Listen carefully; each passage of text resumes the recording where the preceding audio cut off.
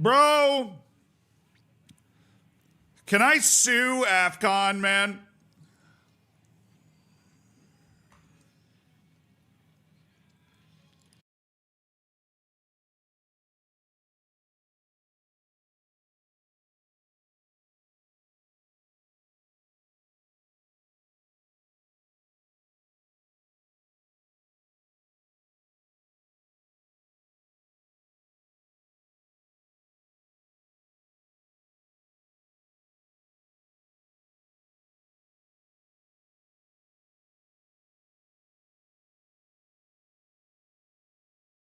I mean, of course Senegal is going to appeal. Of course Senegal is going to appeal. They've got CAS to go to.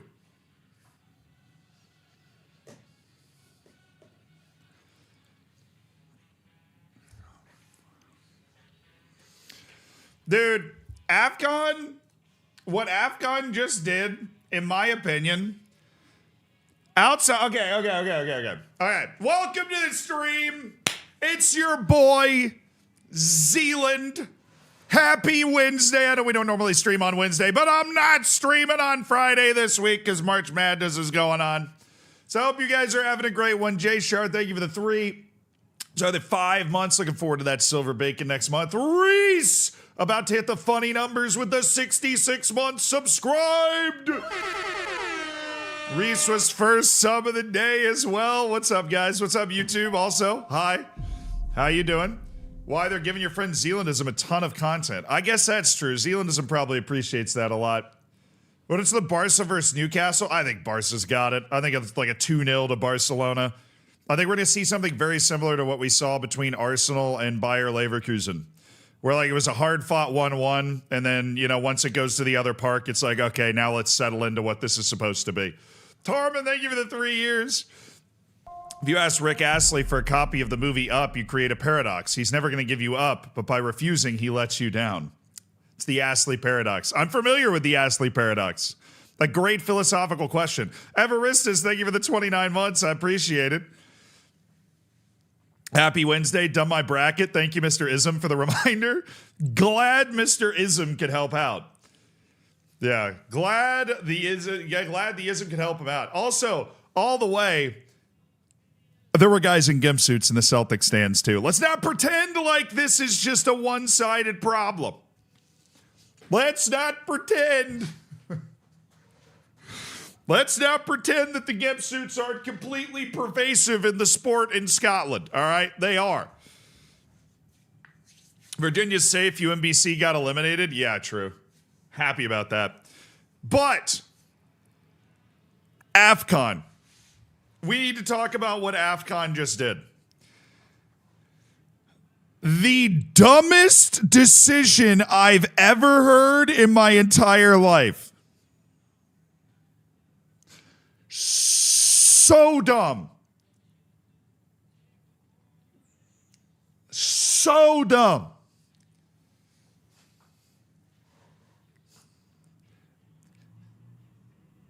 We already had the trophy lift. We already had the parade. You already gave all the players and coaches their medals. They got honor guards when they went back to their clubs. What is even the point of changing the result now? That's not like top 10 of the reasons that it should have happened, but like what's the point?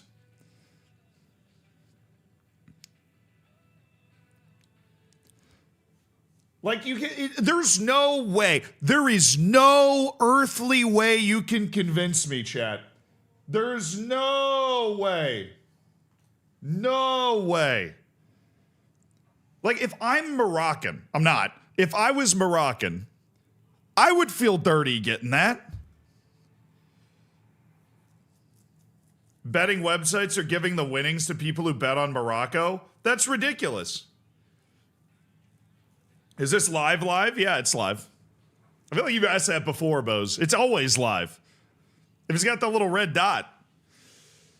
What actually happened for them to strip Senegal for the title? So basically, AFCON sat down, and after the appeal by Morocco, has over months decided to apply a very basic rule that they have written into their code of whatever, which is that if a team leaves the field for more than 10 minutes, it's a forfeit.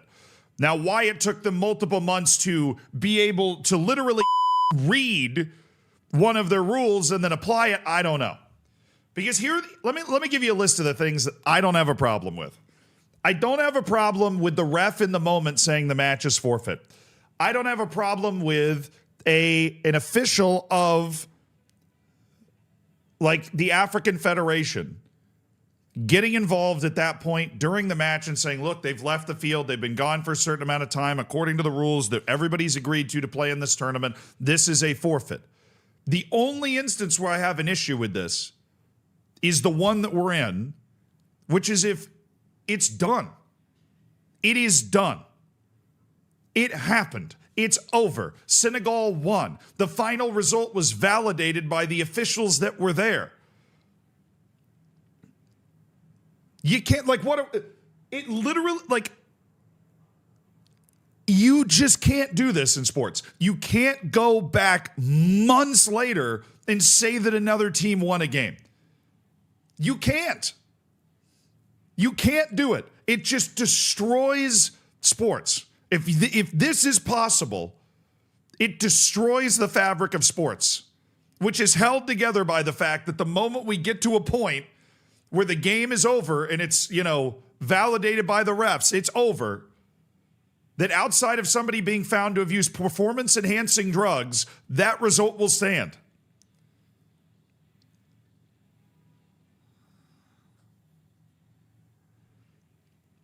You just can't. Can you imagine in the World Cup final, we come back 2 months later and you go, well, this one penalty that Argentina scored was taken illegally, or Argentina's goalkeeper, in between slagging off the refs and the fans, actually came off his line too early. So we're going to need to count that penalty as a miss. We're going to reverse it. Dude, Senegal is going to LeBron James to the face. This is not even going to be a conversation. Senegal is going to win in the court of arbitration of sports so easily, it's not even going to be funny.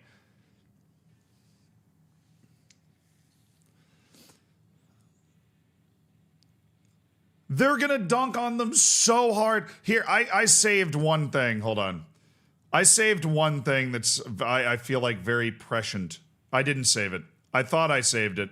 Maybe I did. I didn't save it. Oh, no, I pulled it up. Did I not pull it up? I thought I pulled it up. Hold on, let me look at something. I'll show you once I okay. In the IFAB, which is like the laws of the game, 5.2 in IFAB, all right? The referee's decision on facts connected with play, including goals and match results, are final. The referee approved the match. The match was over. You have a whole officiating crew and officials from the African Federation that were at the game that could have done something about it while it was happening. You like, the appropriate response is if you go, oh, this wasn't officiated correctly, you punish the officials, you fine and suspend various people around Senegal, but you don't change the result of the final. You can't. Because according to IFAB, it is clear as day. So Senegal will appeal this to the Court of Arbitration for Sport. It will get overturned again. The African Federation will look incredibly stupid, and every Moroccan fan that's trying to like tap dance all over this result's going to end up looking incredibly stupid. But I got a feeling, I'm going to be honest, like, I have a not dissimilar experience to what like Moroccan fans are going through, okay? When the University of Virginia, which is probably objectively like my number one favorite team, 1A, 1B, 1C with like the Tampa Bay Buccaneers and the Tampa Bay Lightning and everything, but University of Virginia basketball is so near and dear to my heart. When they won the national semifinal, it was on a foul call. And the first thing that I said after the foul call was made, because you can't really tell when you're in the stadium, and I was actually at the game, was I really hope it was a foul. Because if it's not, I'm going to feel guilty as hell.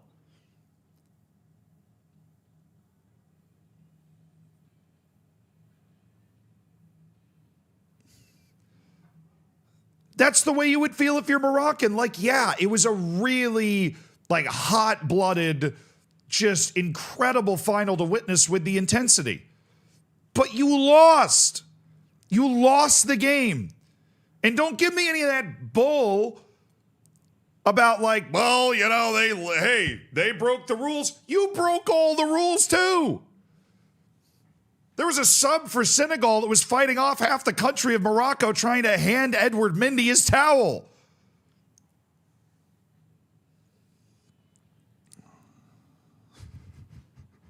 Like there was a brawl going on. It was lawless in that stadium, bro. It was lawless.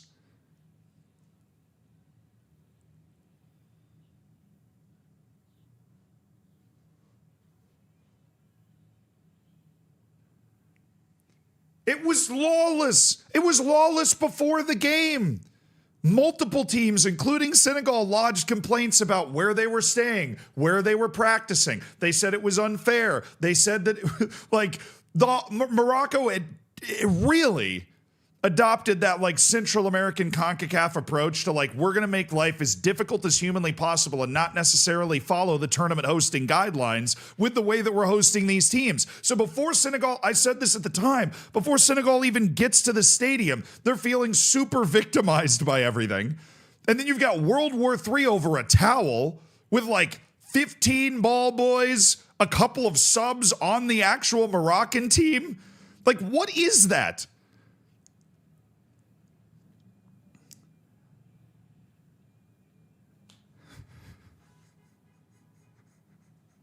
Like, what was even happening in that game?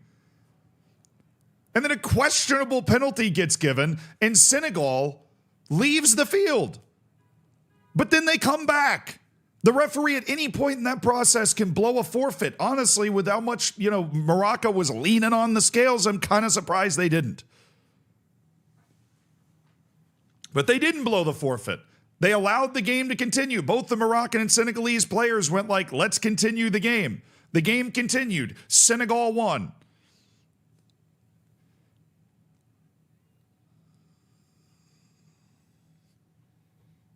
This happens in the world of football sometimes, where the chaos just reigns supreme. Everything goes absolutely nuts. Nothing makes sense.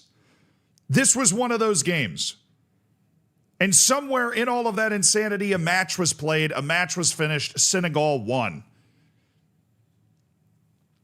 The totally appropriate response here would have been to suspend the coach of Senegal, to fine the players that left the field, but to also fine the players that were involved in that scuffle around the towel and put some suspensions in there, which were apparently reduced upon review, which shows you the fact that you can't convince me otherwise. Morocco was leaning on the scale here. Like, it is one of the biggest footballing tournaments in the world. There are 1 billion people in Africa. This is their footballing championship. You can't go back 2 months later and just change who you think won. Not to mention, when this goes to the CAS, I don't see any way that you get around the IFAB laws that state clearly that when that result is finalized, it is finalized.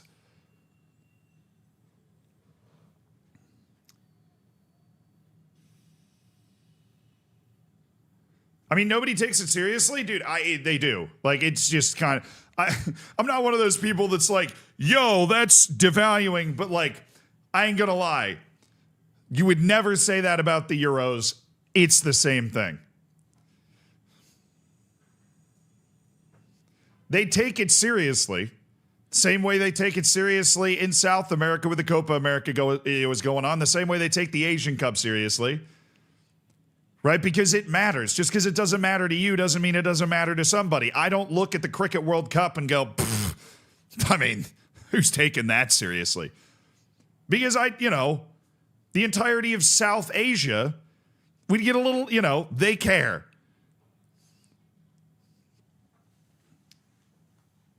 Yeah, like, dude, you can't do, I mean, screw even soccer. Screw the sport. right? In sports in general, you can't do this.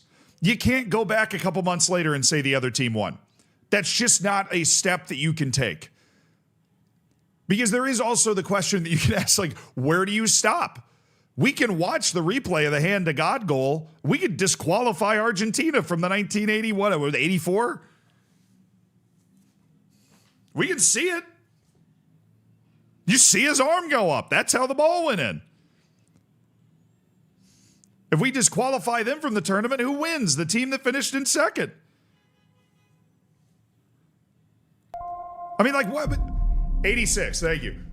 There's a line, and that line is when that result is finalized by the referee, you cannot change the result of a match.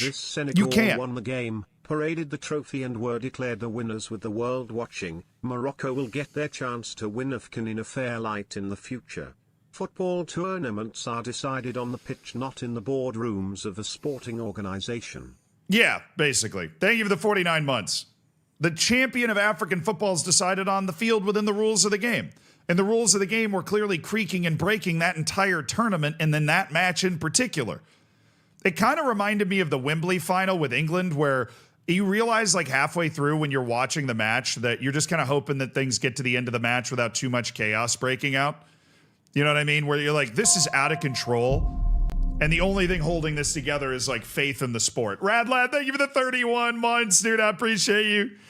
Thank you for supporting the stream, brother. Hell yeah. Months. Love the content as always. Going to miss the first hour or so of stream, so sending luck to Melilla in the meantime. Hey, Dutch, what you wrote didn't make a lot of sense. You said learn to read, buddy. I would counter with learn to type.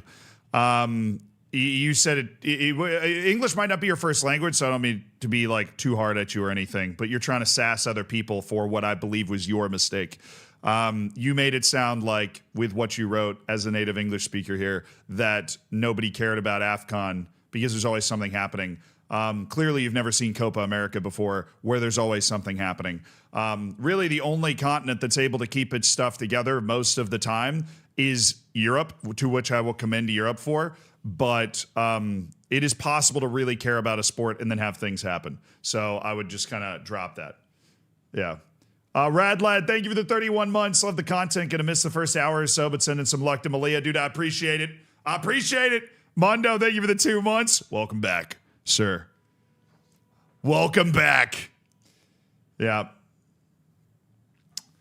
Now, I feel dirty. I mean, look, here's the thing.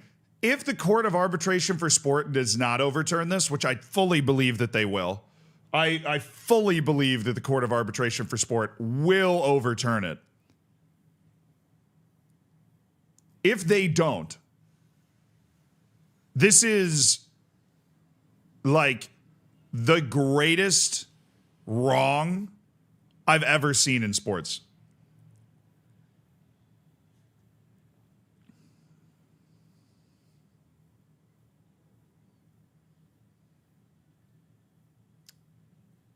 I mean, you can't,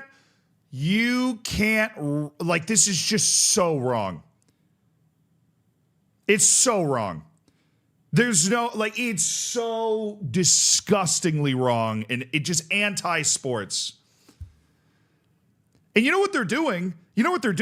I loved the Moroccan team. I kind of can't stand them now.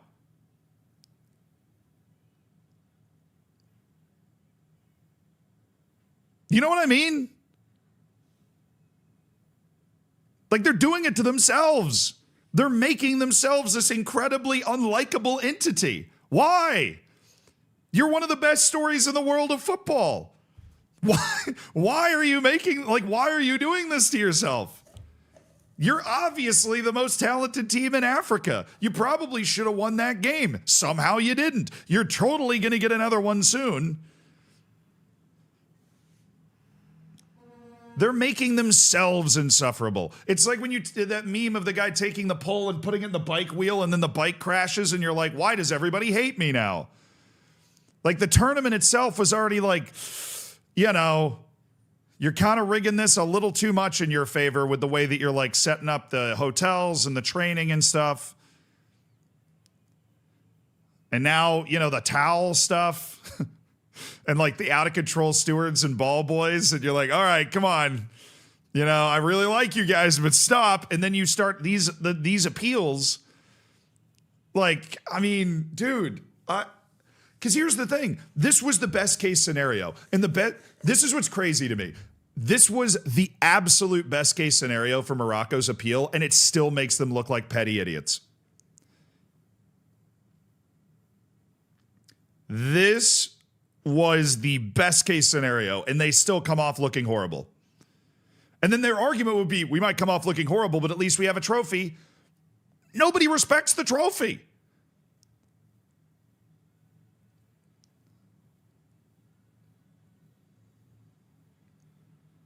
And also, the Court of Arbitration for Sport exists,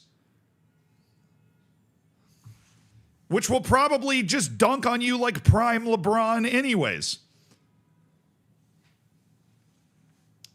I love African football. I love AFCON. This is a black mark for it.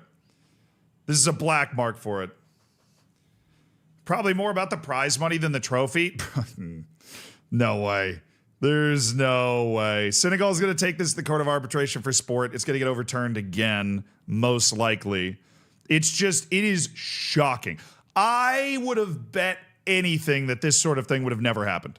Because I feel like I didn't think anybody would have the guts to be this belligerently, like, blasé.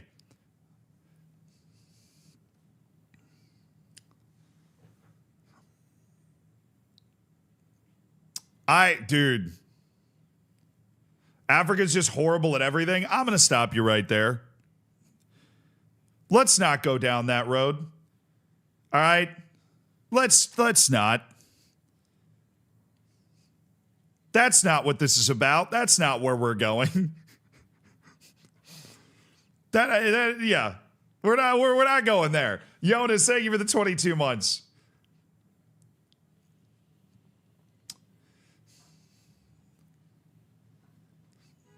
No, I think a big mistake that you can make in anything that you're doing in life is taking one little thing you're talking about over here and then just expanding it to, you know, fit your narrative about stuff. You know what I'm saying?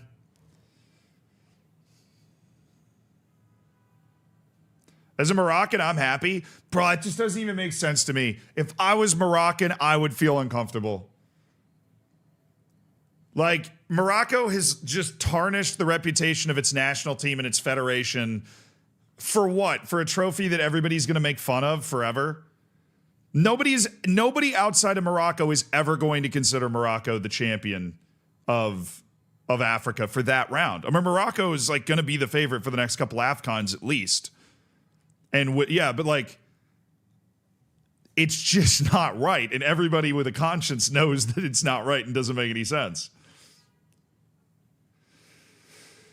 Yeah, the point, and also like the point of winning a tournament, you know, is the celebration. I don't mean to be vain, but like Senegal got the trophy, they got the trophy lift, they got the medals, they got the celebration, they got the honor guards, they got the, like, you know, Morocco, you don't get to run it back. You don't get the whole Moroccan team together and do a parade 3 months later. Yeah, and now, dude, you're so right. Morocco's going to get booed to hell at every AFCON now. Can you imagine, like, the next AFCON that's in West Africa? Morocco's going to get booed so hard. Yeah, they're actively making themselves the bad guys. No, it's like, yeah, it's just, I don't get it. I don't really get it. It's like they just don't have the long-term thinking to realize what the effect of all of this is going to be. Yeah, you know, like, I've been to Morocco. I love Morocco. 4 years ago at the World Cup, I was rooting for Morocco so hard. But I really like the national teams. Yeah, teams get dodgy calls all the time. Exactly. Like, bad refereeing is just part of sports. And it is totally possible to argue the case that this was bad refereeing. The referee should have gotten more control over this match and called the forfeit.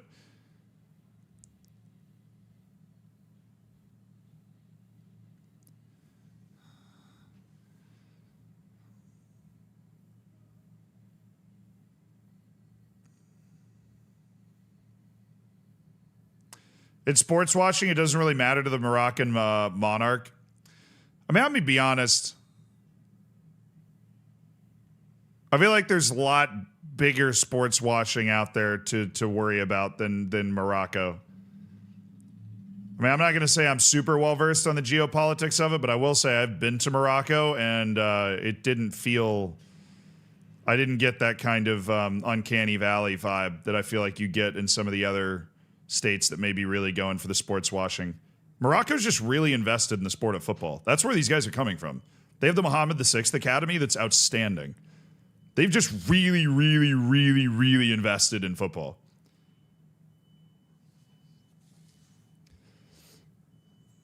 I at least everything I've read, it's not really like a sports watching effort as much of like a national pride thing. Like they just want to be good at it, and so they really invested in it, and now they're really good at it. I need that academy for UD Melilla, man. That's where we're getting our Mohammed VI. I think it's Mohammed VI. My apologies if it's a different number. But yeah, this. If you're able to do this, that's the other issue, I think, and another reason that I think the Court of Arbitration for Sport is going to overturn this is if you're allowed to change the winner 2 months after a match, it opens up a Pandora's box that is just impossible to handle. Like, can you imagine winning a championship but being like, there might be an appeal? Like during the trophy lift, you're acting like a VAR review of a goal, but for months? I wouldn't be able to handle that. I wouldn't be able to handle that. Dude, that's crazy.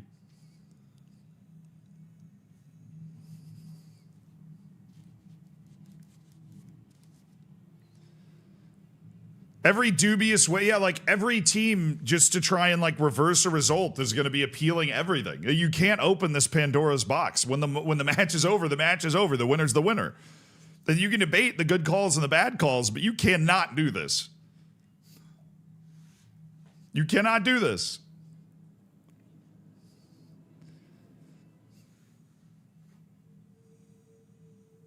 Zealand to the first training center? Dude, yes. If I ever found a football academy, I will name it the Zealand to the First Football Academy. I don't have Football Manager open. Shame on me.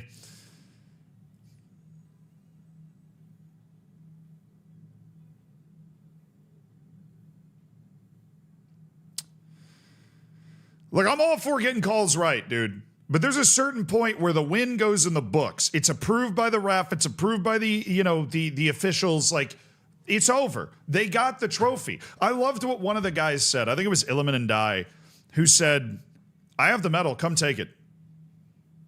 Come try to take the medal from me. I have it. I have the AFCON winner's medal. Like, here's a picture of me in it. Come take it. It's mine. You gave it to me. I earned it. Hey, Max, thank you for the 3 stream streak. Drake, thank you for the 4 months subbed, my dude. I appreciate you. And Jonas, thank you for the 22 months and saying the tweet was spot on. I appreciate that. I like to think that my tweets are spot on. I like to think that they are spot on. That means a lot, man.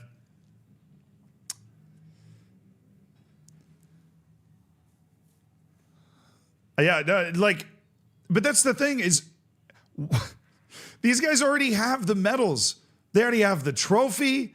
They already had all the celebrations. Honestly, the AFCON was just starting to fade from memory. Like, and then 5 years from now, you'd be sitting at a lunch table like, oh, you remember that match? Yeah, it was one of the most entertaining matches I've ever watched. It was a sensational, insane, barely made any sense type match. Just clicked right state. It felt so good. Yeah, one other thing about the different prediction pools. There's obviously one running on Zealandism. There's one that's being run with the Hammers, which should be the members on YouTube and the subscribers on Twitch, who are all in this subsection of the Discord. So if you are one of those and you're not in the subsection of the Discord, be sure to get there. You can join the bracket challenge we got going there. You have to pick Virginia over Wright State in order to be considered for a win. That's just how that works. Yes, Propane Burrito, I am streaming early tomorrow to do my bracket picks and then dipping before the games. Yeah, that is what I'm doing tomorrow. We're streaming early tomorrow. I'm going to put it up in the schedule updates as well.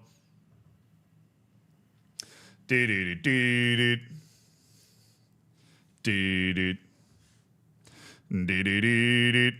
Oh, yeah. Huge shout out to AFCON for doing that, though, because that does distract, for those that don't know, it does distract from the fact that the championship of the Baseball World Cup happened. It happened last night, and the United States lost to Venezuela.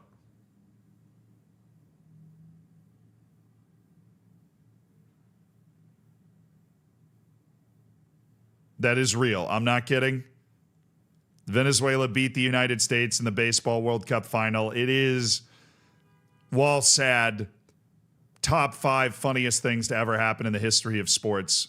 I'm capable of acknowledging that. It literally, on the bright news, on the bright side, like when American teams win a major trophy, I believe Venezuela can also be invited to Washington, D.C. to visit their president. I'm not quite sure how that works exactly. But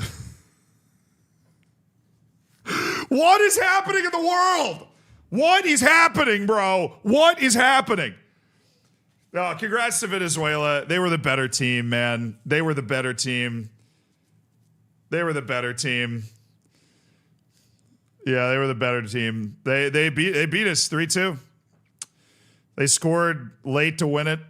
It was we played a good tournament, man, but we haven't won it in 3 straight World Baseball Classics. We haven't won in 3 straight. Ugh. Yeah, we haven't won in 3 straight. So it's been Dominican. It was the United States in 2014, the Dominican Republic 2018, Japan 2022, and Venezuela 2026. Oh, yeah, the World Baseball Classic is great, dude. The World Baseball Classic is great. Yeah, I love Europeans, specifically Europeans, realizing that a lot of countries play baseball. Start of the continent, UD Melilla. Slim of it, thank you so much for the 6 months. I appreciate you. Welcome to the Silver Bacon Club. Yeah, it's time to get to Africa and UD Melilla. The good stuff in Africa with UD Melilla. Akataj, thank you for the 5 months. 2017? It was 2017? How often do they? I thought they did the World Baseball Classic like every 3 years. Coach out or no? Oh, yeah. I'm pretty sure we should fire the coach of the U.S. baseball team into the sun. That dude was just a fool. Best way I could describe him. He was just a fool. He didn't know the rules. He thought we'd qualified for the next round with 1 match to go when we hadn't, and then nearly got us knocked out in the group stage. And then when he was doing interviews about it afterwards, just kind of lying about it, he just wasn't a good coach. He just was not a good coach. Yeah. Every 3 years? It's every 3 years. All right, so it's 2017 and 2023 was Japan? Okay. Italy beat the U.S. in the group stage. We got farther than Italy in the knockouts. There are 2 good European teams at baseball. There's Italy, because there's a lot of Italian Americans, and there's the Netherlands, because they have 3 islands in the Caribbean that love baseball, that are like really good at baseball. So Aruba, Curacao, and Bonaire just produce a good baseball team that then plays under the flag of the Netherlands. It's great. And then the UK has like some dudes from the Bahamas, some dudes that have like a British parent that grew up in the US. The UK's qualified for the last 2. Cuba's good. Cuba's nasty at baseball. Cuba's very, very good at baseball. Yeah, Cuba's good. DR's good. Venezuela's good. Mexico's good. Japan, South Korea, Taiwan, Puerto Rico, Canada, Colombia, Panama, Nicaragua are all like all right. Honduras doesn't really play. Neither does El Salvador. It's really just Nicaragua. I don't know why Nicaragua is like super into baseball. Where that happened. What's the viewership like? Oh, it's massive. When Japan won, so the final 3 years ago was Japan-US. It was like an epic game that Japan ended up winning. Super sad. I saw a report. Let me see if I can look this up for you, and then we'll play some Melilla, all right? Let me see if I can look this up for you. How many Japanese households were watching World Baseball Classic Final 2023? 42 okay, what's this according to? Wikipedia? Believe we find like some sort of source. Free as a bird now. And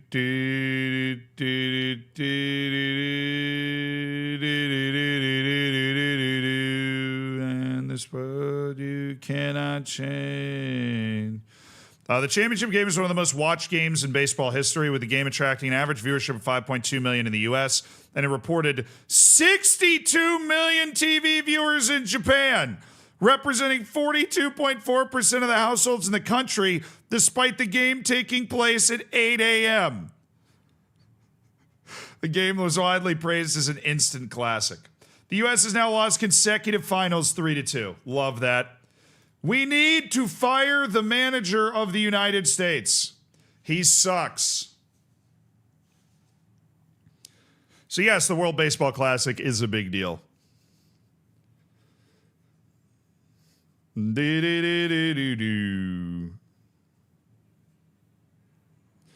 a.m. Great time for baseball, baby. DeRosa, I didn't know he'd been the manager 2 times in a row. He's useless, bro. He's useless. Israel beat the Netherlands? Yes. The Israelis also play baseball. They're not bad at it. There is obviously a large population of like American and Canadian Jewish people that play baseball. And so that contributes pretty heftily to the Israeli team. Peanut butter! Yeah!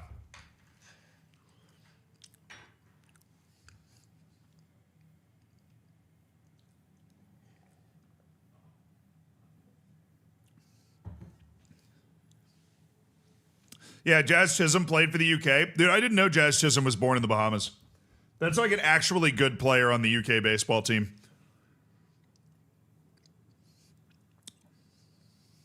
Yeah, but the World Baseball Classic's a lot of fun. And I love the fact that every time it comes around, which I guess every 3 years, I thought it was every 4, I just never really paid that close of attention. It just appears and I'm like, awesome. Every time it comes around, a bunch of people on this channel go, people outside the U.S. play baseball? Like, yeah. A lot of them, actually. How long does a baseball game last? 2 to 3 hours. It does not have a clock. It runs by outs in an inning. But the vast majority of the time, it's somewhere between 2 and 3 hours. I know! Thank you for the tier 1, dude. Enjoy the bacon, enjoy the emotes, enjoy the lack of ads. Hell yeah, brother. The Italian team is mostly made up of Italian Americans? Oh, 100%. Yeah. Italy is like Curacao going to the World Cup. But Italy's able to put together, like Italian baseball's federation's able to put together a pretty good team just finding... Dude! What? Why? Why? With the siren, brother. Why? Ugh.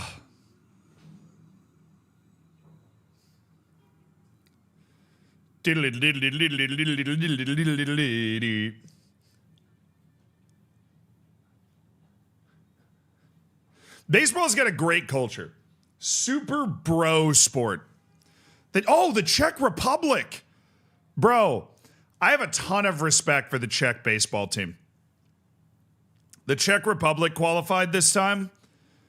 And those dudes, like the Italian team is just mostly Italian Americans or dudes that were born in Italy that moved to the U.S. The Czech team is like dudes that are born and raised in the Czech Republic and play in the Czech Republic Baseball League.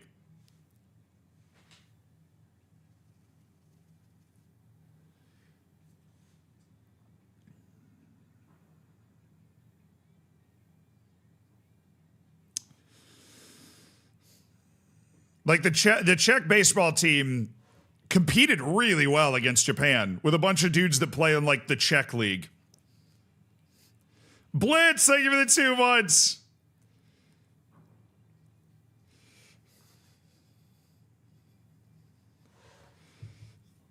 Yeah, he's one of the Czech pitchers with he was an electrical engineer. Yeah, we watched that clip on stream. He was awesome.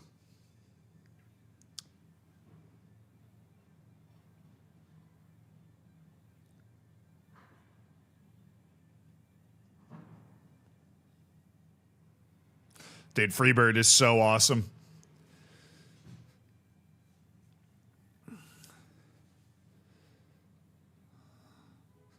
Yeah, I don't know why the Czechs were... The Czechs not only qualified, but they, like, played Japan pretty tough. All right, welcome to UD Melilla today. This is where we are in the league standings, checking in at 8th. But guess what? It's not just the league we're worried about anymore. It's the Champions League as well, where we're rocking up with 1 point from 2 matches after getting bomba-clotted by PSG in our previous stream.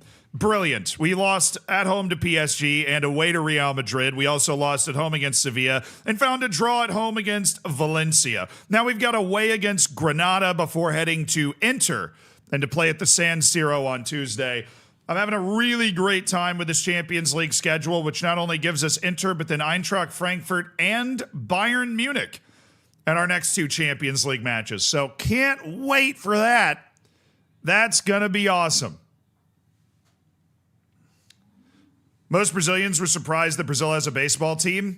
That's where that huge Japanese population comes in. Brazil qualified for the 2nd time ever this time around. Of course, they lost every game and got sent flying back out.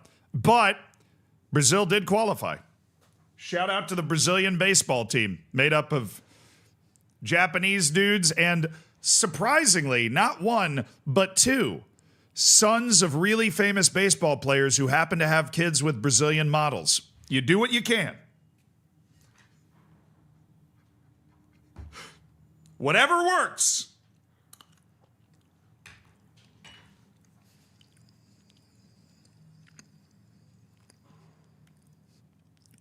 By any means.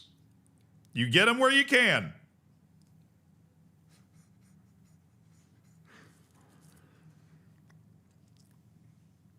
Yeah, Brazil had a 17-year-old high schooler pitching for them. That was one of the 2 guys who was like a kid of a former baseball legend who just had a kid with a Brazilian. Nice.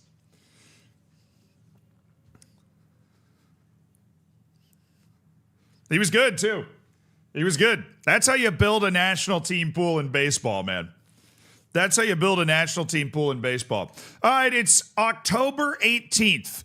And we have, as of right now, managed to satisfy one of the 2 playing time promises we're working on. We have Pedro Lopez. His promise comes due today. So we're going to go ahead and start him in this match at Granada that we're kicking things off with. Nemanja Olmedo.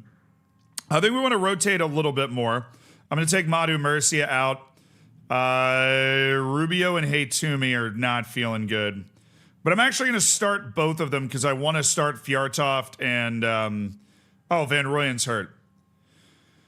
Well, this could be a little bit of a pickle. What if we did Sergi Mayans at left wing back and Madu Murcia at wide center back on the left side?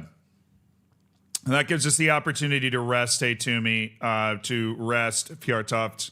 Little short in the fullback department right now. Van Rooyen should be cleared for the Champions League match, but he's not going to be cleared enough. And Bombo's tired, so we're definitely going to want to rest him. And Hashemi is tired. So we're going to go with an Alejandro Bargueñas. So I got a little Vitboy going on. Emil Vitboy and Pedro Lopez as the wingers, with Alejandro Bargueñas at striker. Duran and Ebenezer Atkinson Miro. We've got Solani Mazibuko's past 45 minutes. I'm going to go Jahangiri and Atkinson Miro as the midfield. I don't love this team that we've put together, but I do believe they're definitely good enough to win this game that we're playing today. So let's win this game. Junior Taram Masterclass incoming. Oh, boy.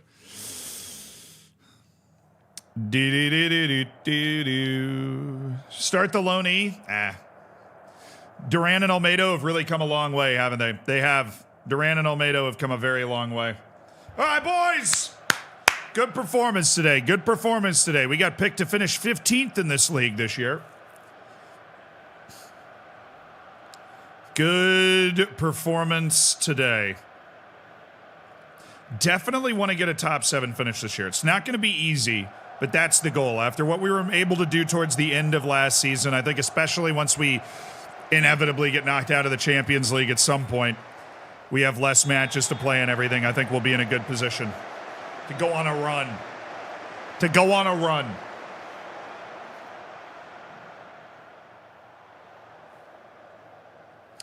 I'm trying Vitboy out as a playmaking winger, Ruben. We don't know exactly how well that's going to go right now, but I'm trying him out.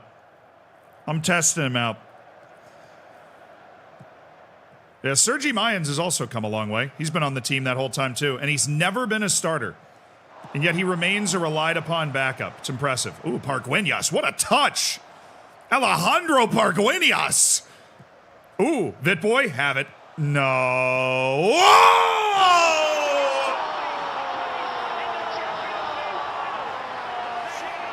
Boss Jahangiri! What a finish!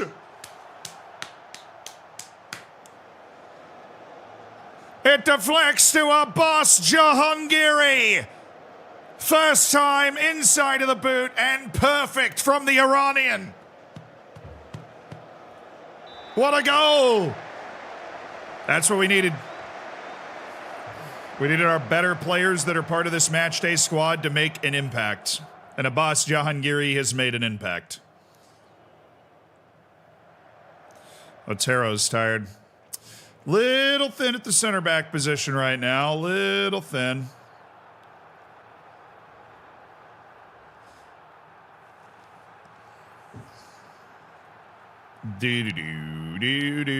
Ooh, give me another.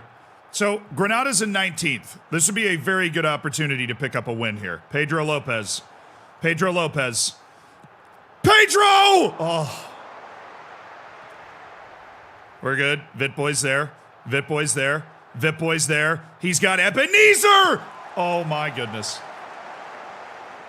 How are we running those two chances back to back? Jahangiri. Are we even done here? Yeah. No, we're not. That's our ball. Come on, boys. We got to take a chance now. We got to take a chance now. We got to take a chance now. Oh, good step. Inside. Yes. Lopez. Yes. Rubio. Miguel Rubio. Rubio. Jahangiri. Pargueñas. That's never going through. Jahangiri. Oh, that's never on. Okay. Hey, I like it. I like it. I like it. Interesting. The highlight continues. Intriguing. Bewitching. Ah.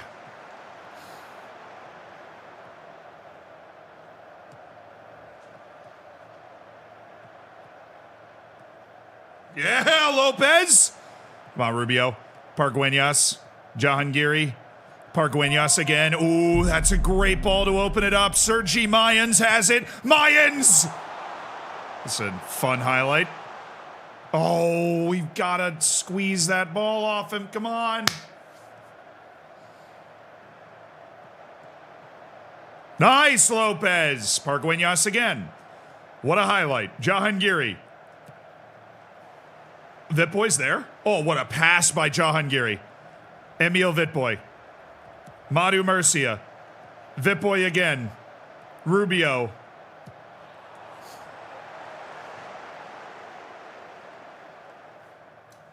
That was an unreal shot by Jahangiri. He's clearly playing the game of his life right now. I think we lean into it.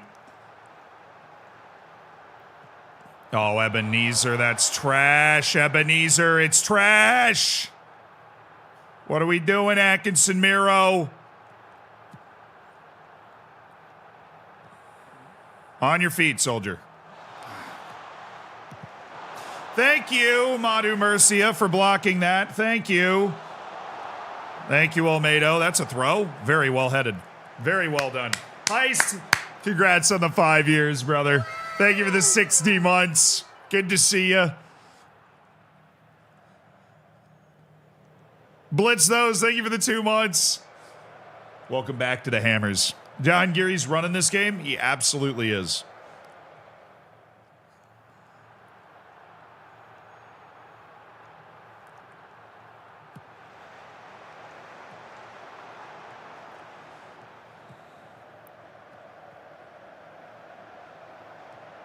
Oh, nice, Rubio. All right. Oh. No fun highlight for us then, I guess. Okay. I'm delighted with your performance so far. Keep it up. Yeah, I'm pleased. I'm not delighted. I'm pleased. I'd be delighted if we were up by multiple goals. But I'm thoroughly pleased. Oh, he just megged him. Okay, Sergi Mayans. Do it, Sailor. Come on. Come on.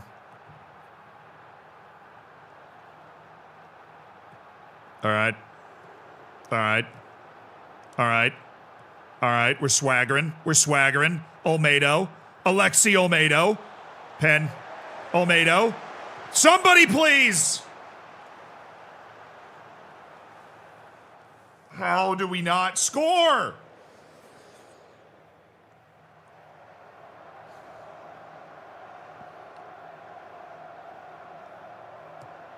Oh, go. Alejandro Pargueñas continuing to play well. Vitboy. Ebenezer Atkinson Miro. Emil Whiteboy. Whiteboy. Whiteboy! Better. Better. That's the sort of play we should see him making. He has the skill set to be the focal point of this team going forward. He has that skill set. Olmedo. Lopez, you are so fast, I cannot believe you have not tried to run for that. Mr. 17 pace over here doing nothing. Thank you, Ebenezer. Great check back. All right. Ooh, Lopez! Yes!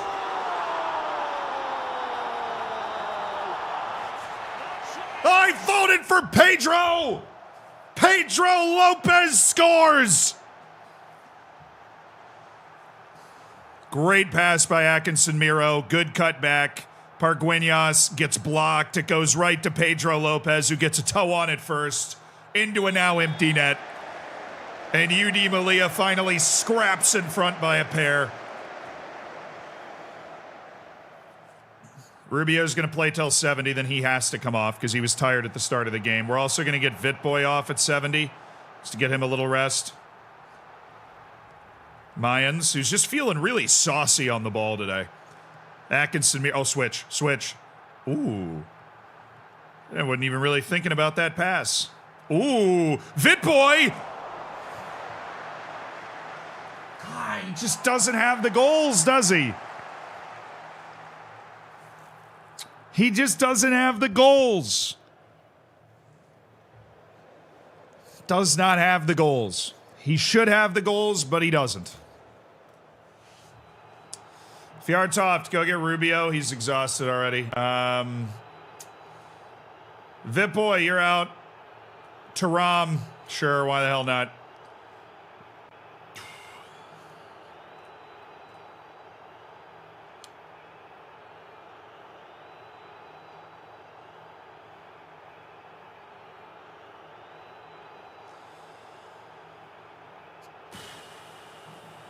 Melilla, go get Otero. He's kind of tired. He's got to survive now. Ooh, good. Well done. Inside. Okay. If you're feeling saucy today, Guadalupe's own Junior Taram. Mayans. What is this? The second division? Mayans.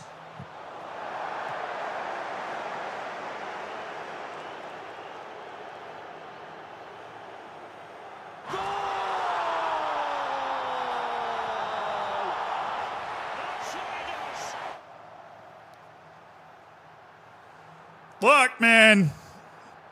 A goal is a goal is a goal. A goal is a goal is a goal is indeed a goal. A goal is a goal is a goal. And that, my friends, that is a goal. That right there is a goal. Oh, that, my dear friends, that's a goal for Alejandro Pargueñas.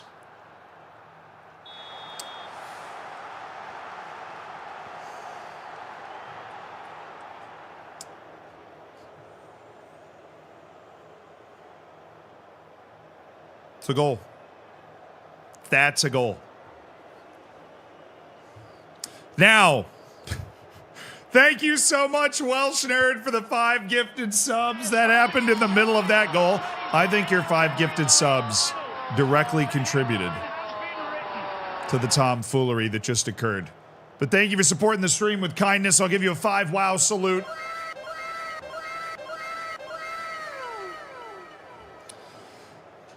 Welcome to the Hammers. If you got one of those gifted subs, that'd be Oliver Twist, Party and Reelsy, Austin Busby, and Salmon Vert. Welsh Nerd is now your sub daddy. Be sure to say thank you. If you don't say thank you, you will be banned. I don't make the rules. I'm just saying. Hopefully we can see this match out now. A cozy 3-0 cruise. Great performance from Jahangiri. Park-Wenyas predictably brilliant somehow again. The guy just plays, his level is just, he plays well beyond what he should be able to. All right. That's not really what we're trying to do here. What a tackle by Atkinson Miro. And we're off. Pedro. Oh my goodness, look at Park-Wenyas. The perfect one. I mean, my goodness.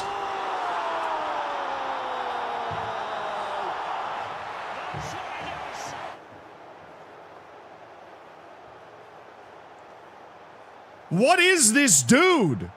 Why is this dude so good? Walden, thank you for the prime, brother. Welcome to the Hammers. Enjoy the bacon, enjoy the emotes, and Rattlebert, welcome back. Thank you for the 2 months. Appreciate you guys spending $10 of Jeff Bezos' money right there. That's very well done. Park-Wenyas dropping a casual 9.8 on the road in the league. He's our secret weapon, man. Alejandro Park-Wenyas is our secret weapon. The guy is unplayable. Just nobody knows who he is or thinks he's that good. Our B-team starting striker has become a first-team mainstay as our number 2. He has the cool name buff. That's true. Hope Asir's okay. I think 2 to 3 months. It'll be January by the time he's getting over that. We'll recall him from his loan and let him get healed up here, and then we'll find him somewhere else to play. Sorry about that, Asir. That's obviously really bad news, but... All right, Champions League match week. On the road against Inter. Do we start Park-Wenyas? We can manage his injury situation. That's the only reason we're bringing him back. We're very happy that he was able to go over there, but yeah. Taram carried. The Junior Taram fan club is back. He did exist, and he did make a few sharp-looking passes. Junior Taram's best ability? Availability. Availability.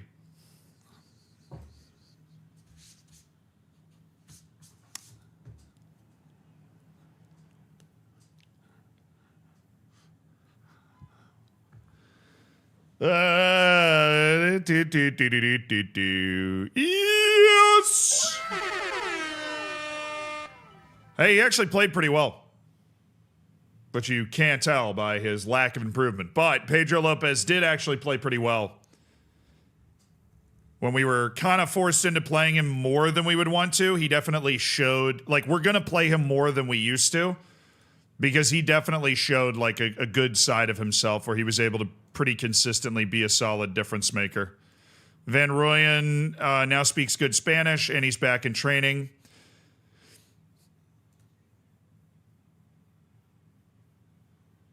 All right. Some random Romanian guy claiming that we're going to be an easy opponent. Yeah.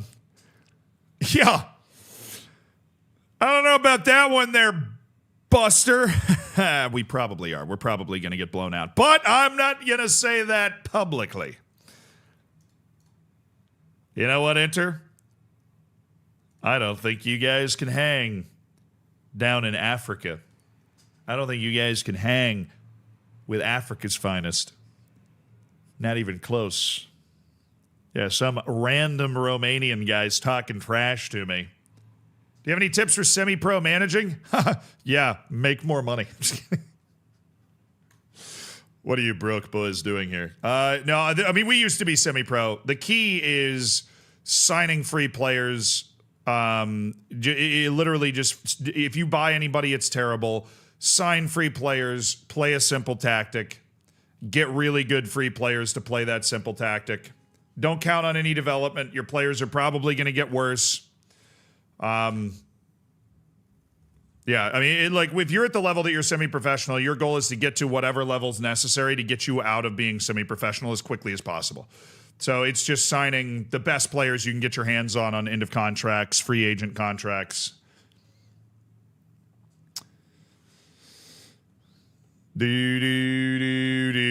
Oh, baby, Champions League! Showtime! Pick it up! Oh! Oi!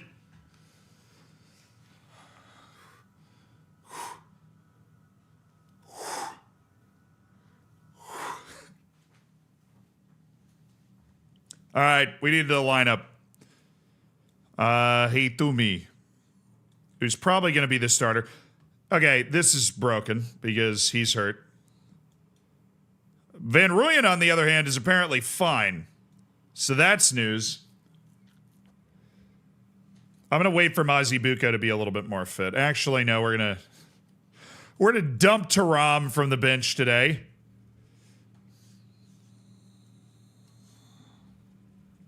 Danny Yanez and Kelvin Mbambo have been the best for me. Majid Hashemi, who is back and ready to roll. Atkinson Miro is going to get pulled for Paul Duran and then Raul Tsurai. Shout out to the rotated bench guys for being able to get, take care of business. Bongani Van Rooyen's going to take left back. He's coming back from his injury. Rubio is somehow already ready to play again, which is wildly impressive, but Fjartoft is going to take his spot. Murcia, Otero, Malanda. Dude, is Otero improving?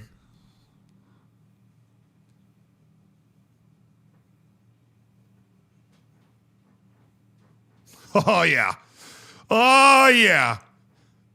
That's just what the doctor ordered.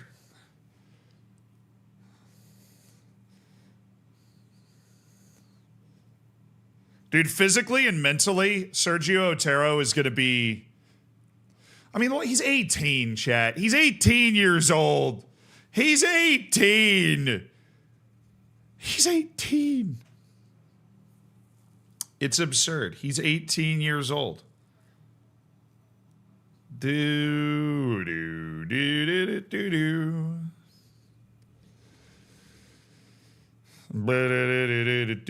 Do.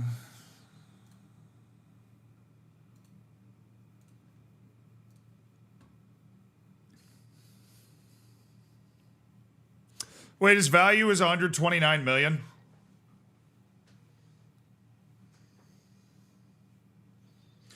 All right, when we sell him, what island are we buying? When we sell Sergio Otero, what island am I buying? I cannot believe this kid has come through our youth intake. He's unbelievable. Ireland!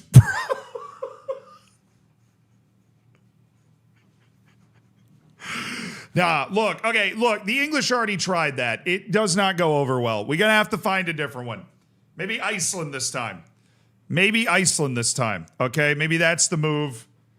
All right. The last time Italians underestimated Hannibal, they lost 60% of their adult male population. True. Hannibal Barca's back in Italy, baby. For the first time. Inter's a little far north for my taste. But are leading Africa to the conquest of Europe for a second time. This time we will succeed. This time we will succeed.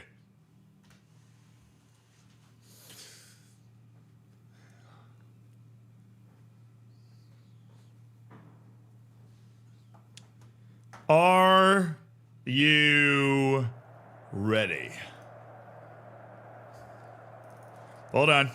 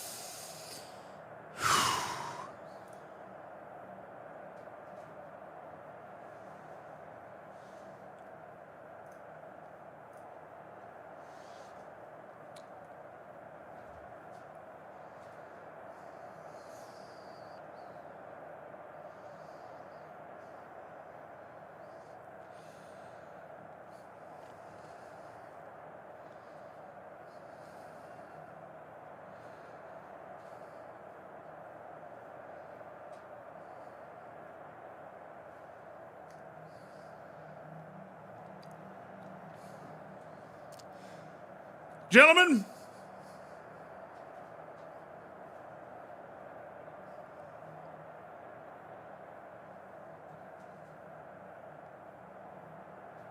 let me be very clear.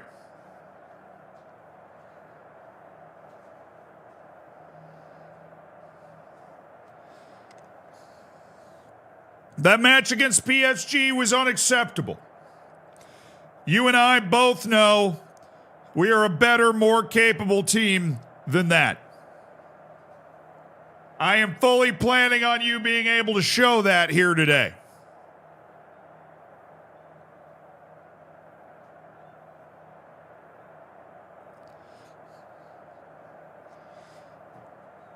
That is the only option that we show what we're capable of here today.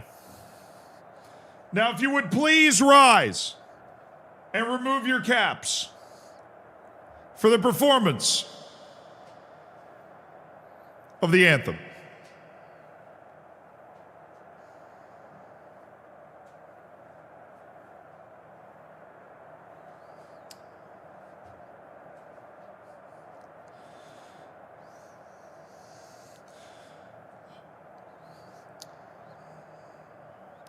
It's the champions.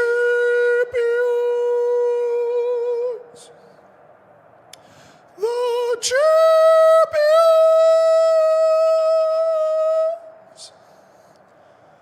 The champions.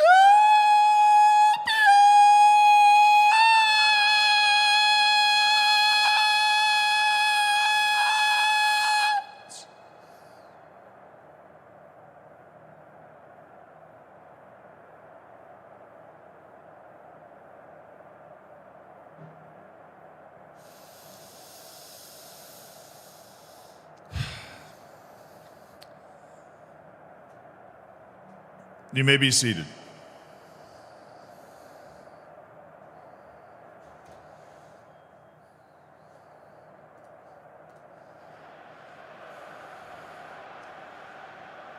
It's a Champions League night in one of football's greatest stadiums. The San Siro is alive for Inter against UD Melilla, a team that's mustered 1 point from its opening 2 matches, but the same can be said for Inter in this occasion.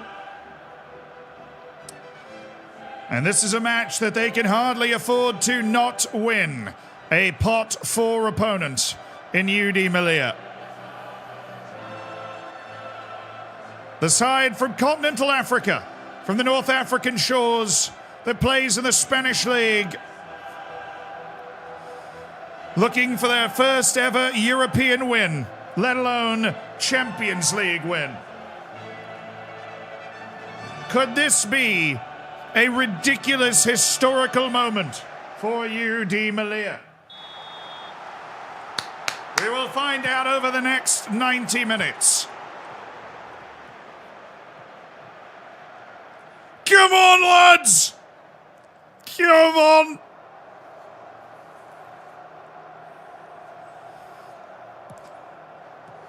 Step. Good. Leave him with the ball. And kind of funnel that forward into the middle, and then we'll have the front line collapse back. Oh my goodness, a shimmy! Majid a shimmy with the interception. He rounds the keeper. What are we doing?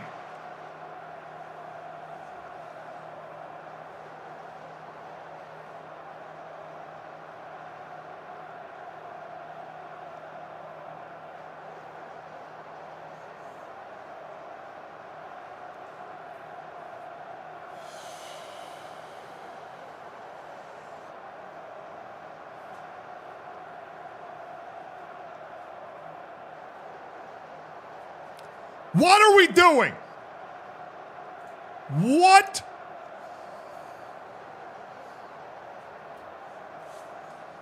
They just gave us a free goal in the first 4 minutes, Majid. It was free.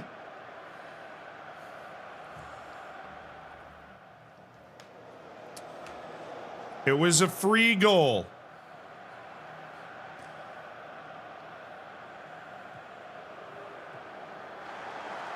We're good. Fjartoft, Duran, Adilson Malanda. Danny Yanez!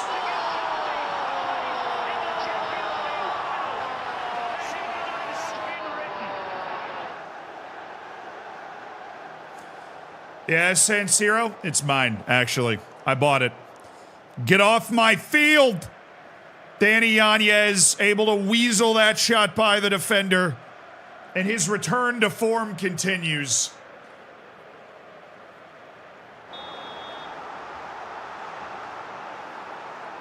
What a player Danny Yanez is when he wants to be, let me tell you. I did not think that was going in. I did not think that had a chance, a snowball's chance in hell of going into the back of the net, but we'll take it.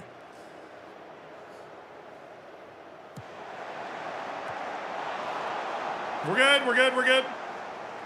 We are good.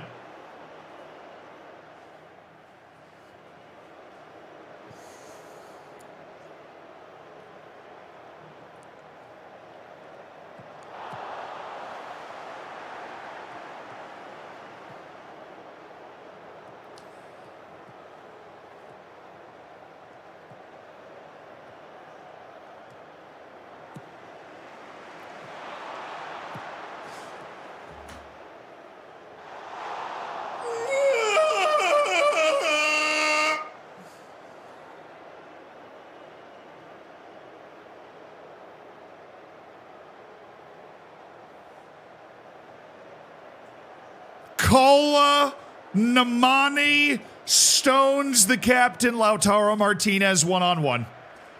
What a save by Kola Namani. Dude, if we can just, we have to win like 2 or 3 matches. If we can steal a win at Inter, oh my, that makes it so much easier.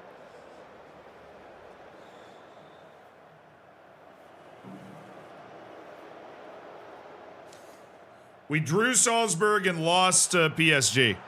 That's what we've done so far. Oh, good save, Kola. Good save. Yes. Great hands. All right, need some comp. Oh my goodness, Duran. Duran with the excuse me pass. What was that?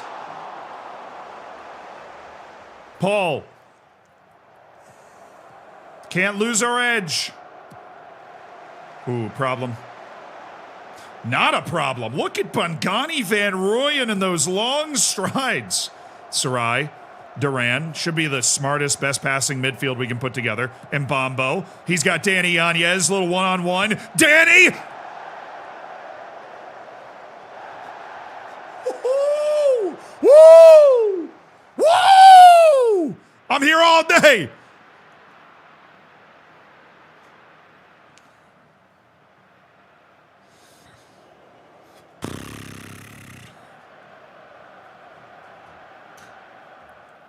Hey. Very good first half, boys. Overall, very, very good first half. Danny Yanez is looking threatening. Defense is looking confident. Kola Namani is looking really plugged into this contest. We outshot him 12-4 in that first half. This could be a moment. This could be a change in space-time. This could be a seminal moment for all. That almost went in. I'm pretty sure that was a save. I'm pretty sure that was on target. I would have Kelvin Mbambo's child if he asked. Not that he did. Just throwing it out there.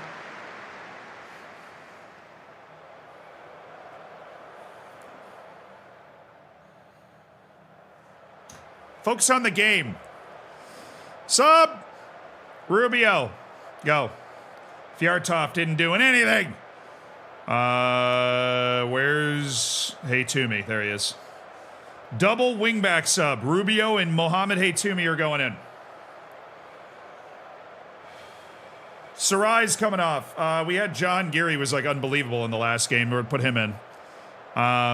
We also, Mbambo's not playing that well. We're going to give him a little bit more time. We're going to give him and Ishimi a little bit more time. Rubio, Haytumi, and Jahangiri. We are now playing at Inter with 2 guys from our academy on the field. That's how football's supposed to be.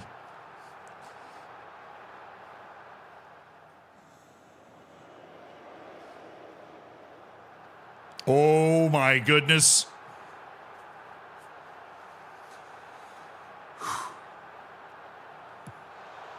Yay!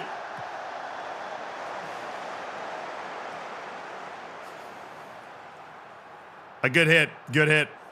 He's ripping those free kicks today.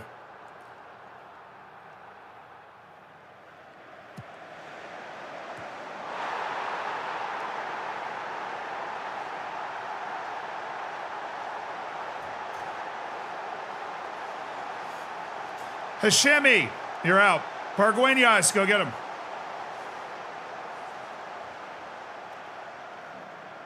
Atkinson Miro, I want you in for Duran. I want you to try and get into those offensive positions late. See if you can steal us a win, all right?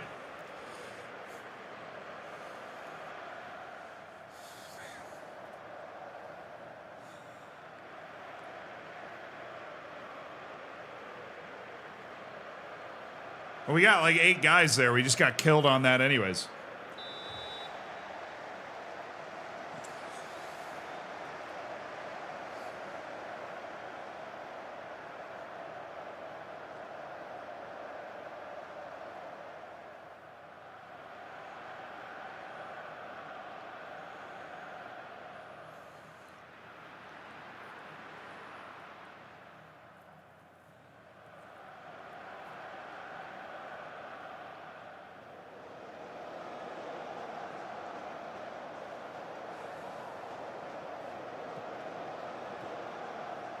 Effort, boys! Effort! Effort!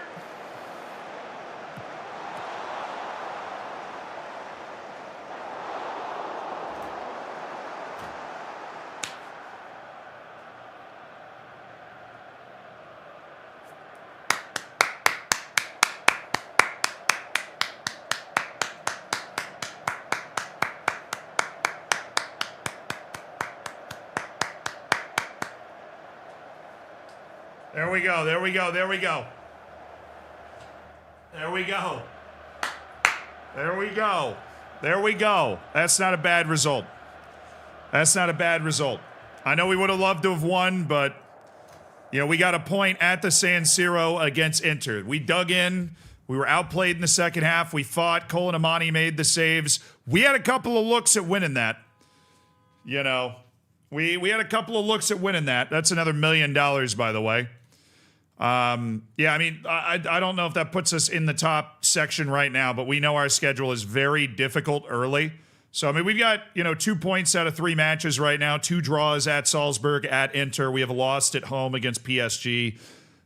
It's pretty fair for where we're at right now. It's pretty fair. Manchester United's here. That doesn't make any sense. What are they doing here, man? And our next match is coming down the pipe pretty quickly. It's Eintracht Frankfurt at home, which, I mean, if we're optimistic, we could say we got a shot to win that. You know, we're at home against a team that's not PSG, and that gives us a chance. Oh. Otero's minimum fee release is $120 million. Oh, the U19's lost, so there's that. Let me see how good my memory is. It's $120 million.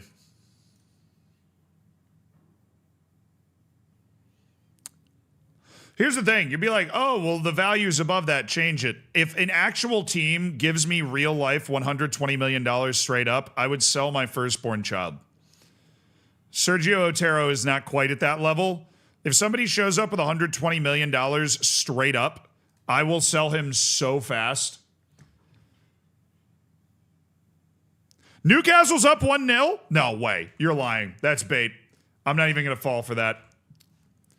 He says as he falls for it. Totally bait. Just got to check to make sure it's not. Just got to check to make sure it's not. I am lying, yes. Hey, he admitted it. He's honest. He's honest. What highlight frequency do you use? I use key. I used to use extended, but extended felt too long in this game. Key feels more like extended used to. I don't know why exactly that's the case, but that's just been my like experience. Yeah, that's just been my experience. So we've got Espanyol at home, Alaves away, and then Eintracht Frankfurt. So we actually have a week off. That's pretty sweet. We have a week off. Listen to me. We have a week off. All right, before we play the match today, we do have some scouting, so let's get into it. The scouting report has come to my desk. Giannis Ladas. Dude's actually pretty good. I'm going to put him on my loan list because he's already on a big club and it's going to be really difficult to buy him at some point in the future. Luca Brugmans. Great aerial reach, great one-on-ones, solid reflexes.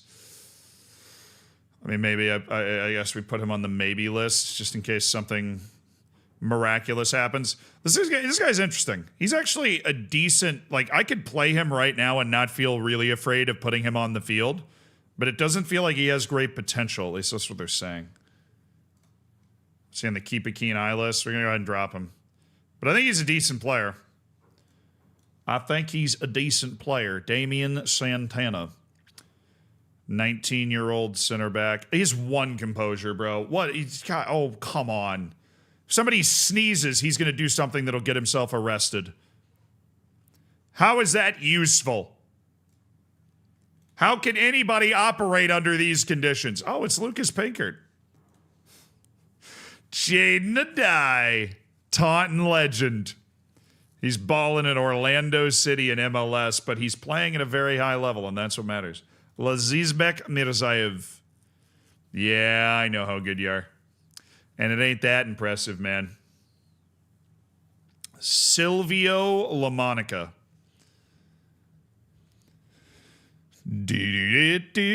Go team. Amen, Flinny. Excellent job. Back to Loren. No, he wants star player, dude. We're not going back to Loren. He wants star player. He won star player.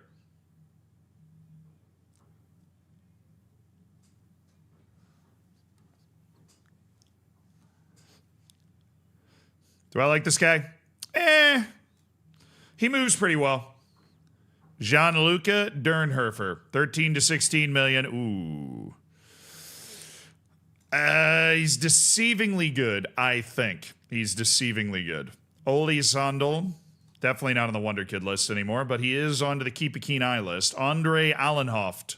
Well, he's got 18 technique. That's just sexy. I mean, who has 18 technique in this day and age? Yeah, he's on the yes list. Saeed Michael, probably also. No, he's on the Wonder Kid list because he's not that tall. He's 18 heading, though, so if he does win the header, it's always going to go to the right spot, and there is a value in that. We've assessed that dude's potential and decided that it is just not that good. Jens Clare. Guy Ngasson. All right, Guy. Paolo Albertazzi. Otto Rosengren. Yeah, he's fine. Brent Ndlovu. I've been tracking Ndlovu for a while. He's cheap. That's the, like, endearing quality he has. He's not actually that good. He's just cheap. 1-0 Barca, and there you go. Took 6 minutes. I called it. I was very wrong about what I called yesterday, so at least I got that right.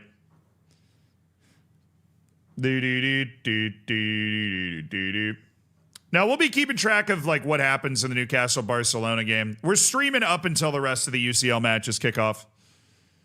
But yeah, Barcelona is going to win very easily. It's going to do exactly the same thing Arsenal did against Bayer Leverkusen. 1-1 on the road, and then you just... At home, you turn the screws, man. You turn the screws. Nathan Skeeta.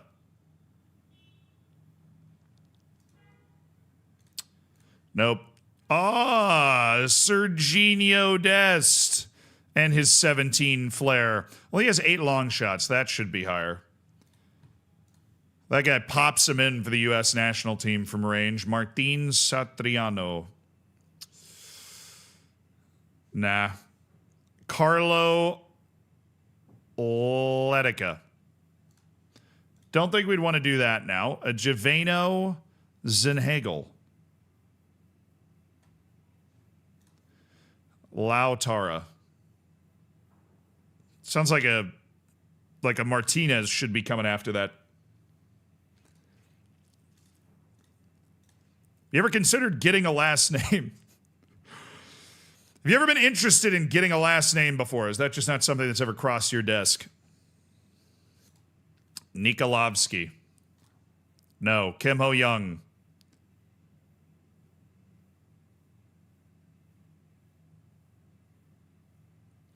This guy is good, and his value is 1.7 million. His contract would need to be significant. Gangwon are paying him a ton of money.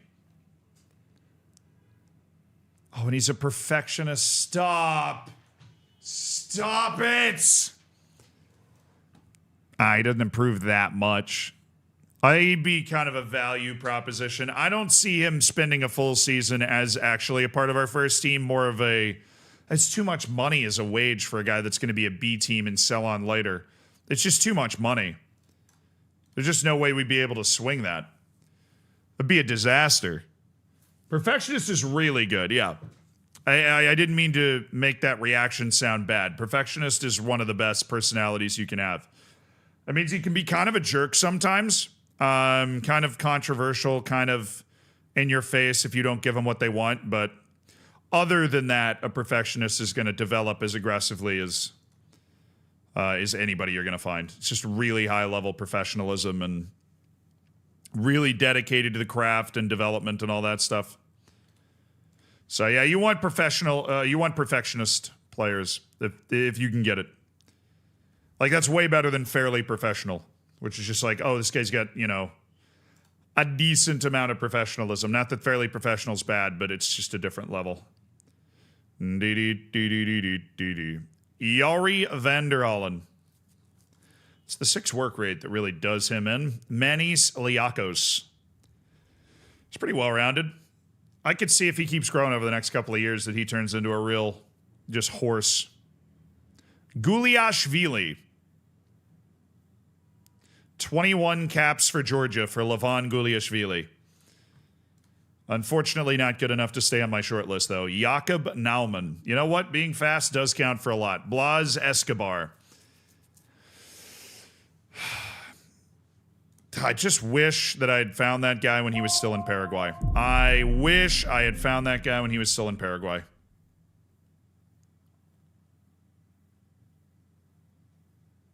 Which child is born now, and my wife is pregnant in real life, so real child also coming. If boy, name will be Ebenezer. Hell yeah! As it should be, Ernie. As it should be. As it should be. Thank you for the 10 months. Could have gone with Atkinson Miro, but decided to go old school with the Ebenezer.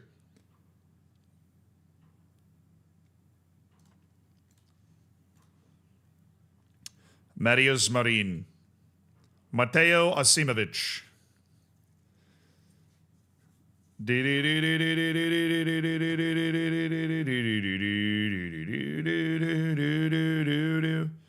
Ilya Zornikov. Okay, Gianluca Capozzi.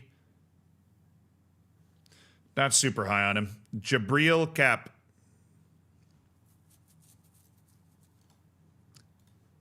Love the size, but he just doesn't have it anymore. Wolves signed Andreas Markusson.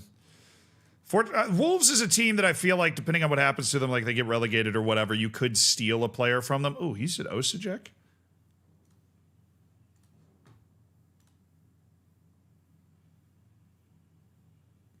Eight years in nation to get the Croatian nationality, bruh. Yeah, no. Peter Like. This scouting report's just a lot of guys in our short list that we were touching up. Kelvin Balza.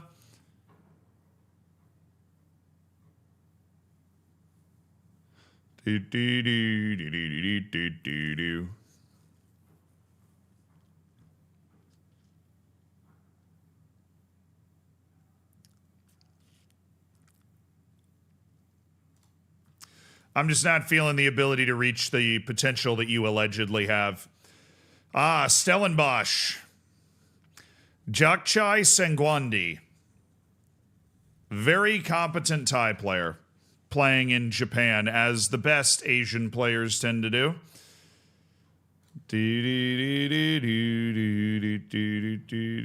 Yeah, look, you're just a foreign player, dude. We're not able to swing that if you're a foreign player like that. We're just not. Mansour Al-Manali, Darren Connor Munn. God, I love my German names, German. Juan Antonio Pardo.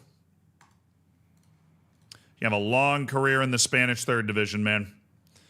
Gonna have a long career in the Spanish third division. Luca Fontana.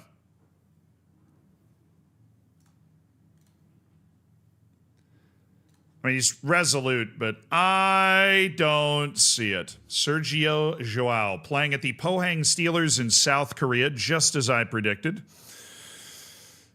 No. You are no longer worthy of the shortlist designation. Sean Gigo, Western Sydney Wanderers. Does this guy have a foreign nationality? He does. He's Maltese, which is why I wanted to... Hold on. Let's save myself some time, huh? He's not interested in joining Melilla. Yeah. Well, when he is, give me a damn call, all right? When he is, pick up the phone and call me. That dude's just bad at everything, and yet we're just pretending he still has potential that he can remotely reach here. Willian of Guarani. A lot of Brazilians end up in a lot of Asian teams. That's because there's a lot of money in the Asian leagues, and they can make more money playing in Asia than in Brazil. That's why.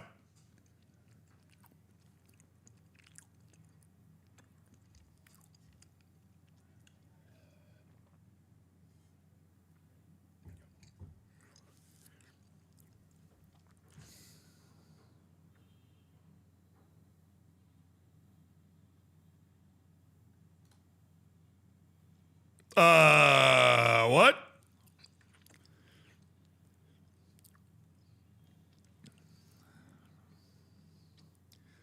Well, that doesn't fit the plan. That doesn't fit the script.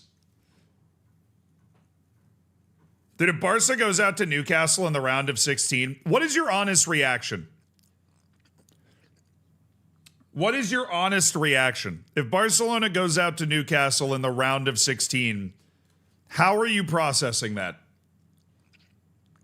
Laughter. Stunned Pikachu face.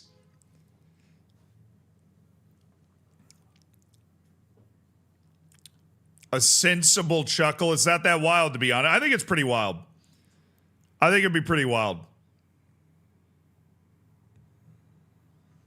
As a Barca fan, I would cry. Yeah, that's the other end of that spectrum. I feel like if you're a Barcelona fan, there would be something of an inquest. Joan Laporta has been tap dancing on everybody's grave after winning the election a couple of days ago. Konrad Bielinski. This dude is not a great technical player, but his athleticism is explosive. His brain, his ability to do things, very impressive. I'm a huge fan of this guy. He moves to the yes list. Igor Sorote. Yeah, he stays in the short list. I've liked his attributes for a while. Isaac Bazukis. He's got the attributes I'm looking for. Cosmas Bantiakas. Graham Kumalo.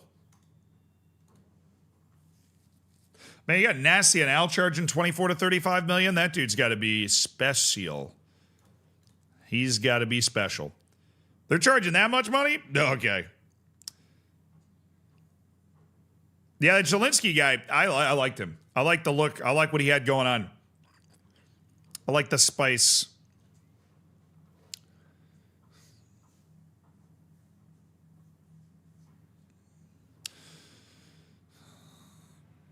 Newcastle have the players to abuse this high line. Barcelona's issue is they cannot defend. That is their issue.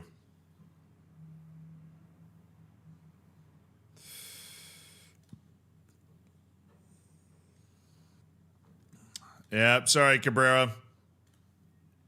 Fabian Baus. Amir Khan, that's the Pakistani dude. That's the center back we like. Kashpa, we definitely like. Francis Chinedu Echue. I don't remember him. 22-year-old Croatian at Union Saint-Gilloise. All right, so we got an interesting combination of things going on here. He's on the Keep a Keen Eye list. That's fine. Godwill Kakonki. We had him on our team for free. I think he's under contract until 2036. I think we just remove him from the short list. I'm not going to get rid of him forever. If he keeps growing a little bit more, there could be a time in our life where we want Godwill Kakonki on our team. Sama Namoko. Rodrigo Osmendi.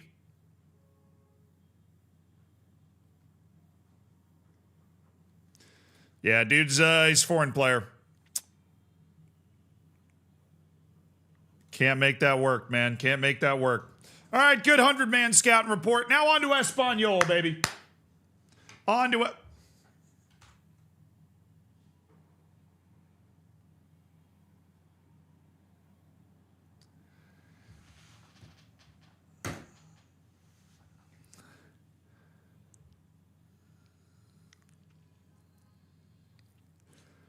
Well, now we're back to your regularly scheduled programming. Like,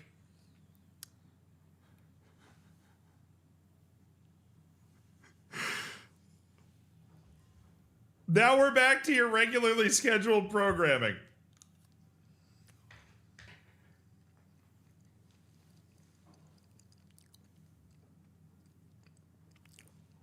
Yeah, the dream was nice while it lasted.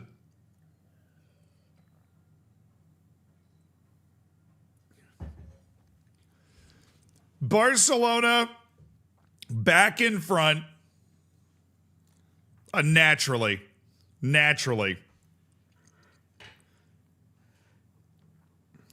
I find the idea of Aaron Ramsdale being a Champions League keeper offensive. Did Bayern start the 16-year-old? I don't think we know yet.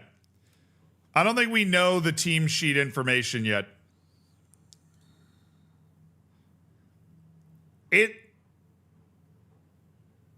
Are they putting Erbig out there?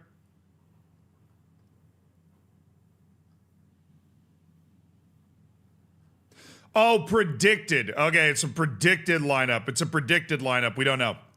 We don't know if Erbig is cleared concussion protocol in time. We have no idea. All right, Nemani, Malanda, Otero, Murcia, Fjartoft, Van Rooyen, Surai, Duran. We're going to go with Jahangiri for this one. Yanez, Mbambo, Hashemi.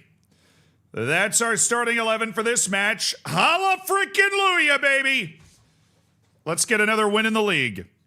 Got to pick off these league matches while we're gutting out our Champions League stage stuff. The 2-2's coming up. I mean, the pace that game seems to be played, I would imagine so.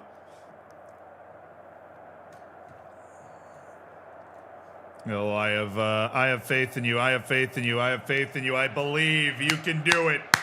I believe.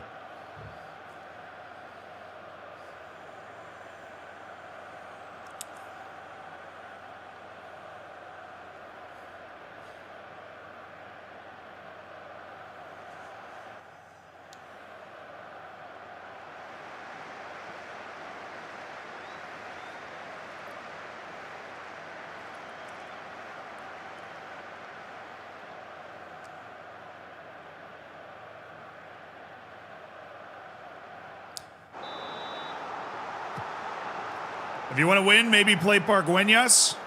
I mean, we'll see. We've got a pretty quick trigger to bring Pargueñas into the game.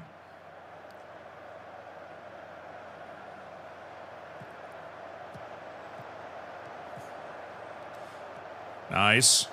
Bongani, Van Rooyen. We got options. I just don't have the numbers to press when we get in this position. Yanez. Hey, win your one-on-ones! Oh! That would have been impressive. That was a weak-footed shot for him, too. That was a right-footed shot. They took Eric Garcia off. Was that a 20th minute sub? That's spicy. That's a... Ooh. Espanyol's in last? Oh, dude, I didn't know that. Oh, they haven't, like, won a game. They haven't won a game in the league all year. Oh, my goodness, we gotta win. Well, we started well, so we gotta win. We've got, like, a pretty fit, healthy, full-powered first team as well. This is not rotated, like, at all. Oh, let's go, Yanez. Nice. Melilla. Oh, it got deflected. We're good. Yanez is there. Fjartoft stepping in. Jahangiri.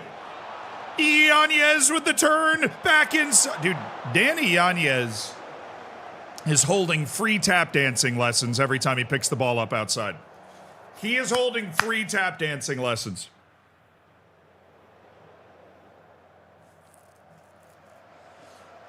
It's pretty impressive.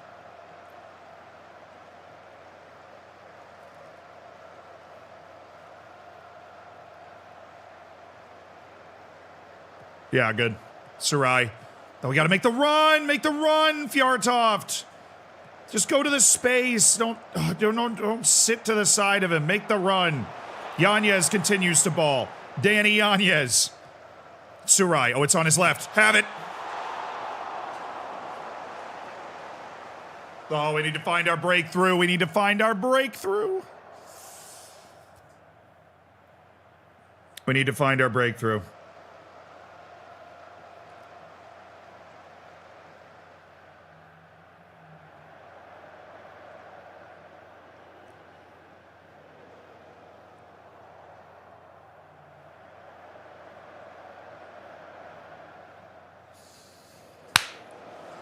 Oh, yes.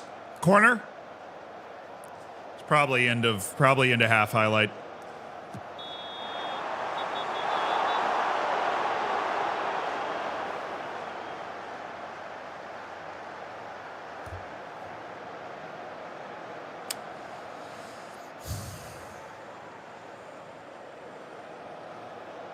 Well, it might not be the end of half. Well, might have been wrong on that one.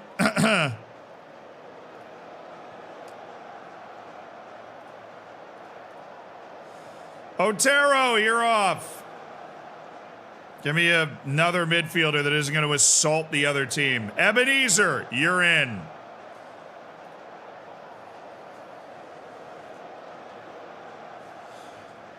Wow, great. A red card for Abbas Jahangiri. What an ideal situation when the other team doesn't even have a shot! They don't have a shot!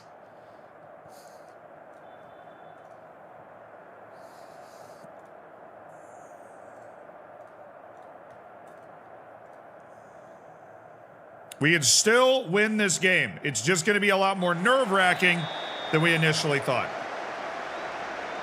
Jahangiri has decided to remove himself from the game. He wanted to go to the showers early. He's got a hot date later. So Akinson Miro is now in. We need his athleticism to help cover the space that is now open because of your idiocy.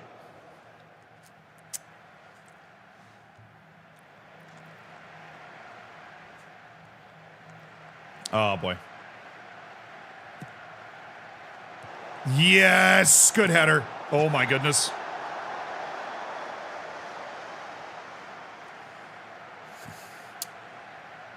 Come on. Come on. Come on. It's the worst team in the league, guys. Tsurai. Hashemi. Tsurai. Oh, I like this. We're in a good spot. We got him back. Oh, and Bombo finds Van Rooyen! Dang it!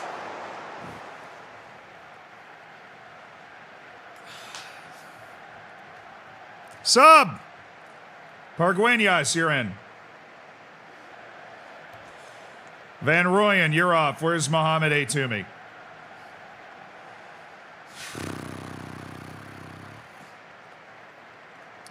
Mbambo's dragging. We got one more window. We'll do like 75. We'll get Mbambo and somebody else because Mbambo just can't play a full 90 after Champions League. Before the sub here, Hashemi is still there. Can he put something together? Yanez. Hashemi. Ooh. Good ball into space. Kelvin Mbambo. Kelvin Mbambo. Danny Yanez!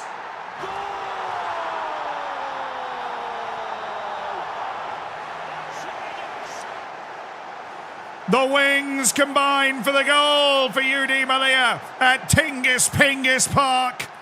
Kelvin Mbambo to Danny Yanez. And UD Melilla has the goal. No way! Bro, what is happening?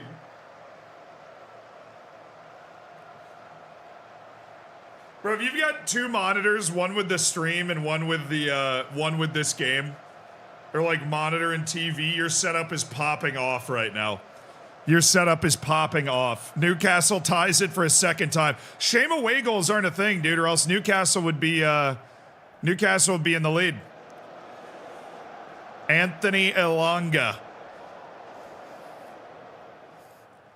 Wow. Holy.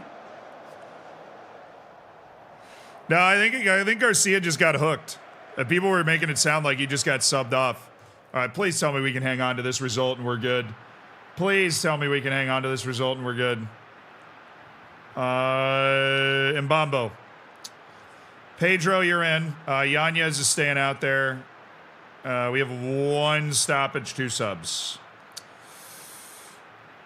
We're going to get both of them. We're going to go Vitboy and Pedro. Actually, switch. I think it's better if you guys are on the other sides. The Wings gave us a full 90 minutes midweek and 75 minutes in this match. So, alrighty, boys. Hold tight, hold tight. We need fresh legs in this situation. This is a survival situation. Jahangiri got a first half red card. We are surviving. Come on, bring it home.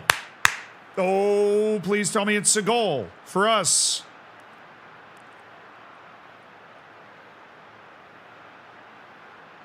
He wants to play this short, I think. Excellent time wasting, Jonas. Excellent time wasting. Oh, Pargoynias!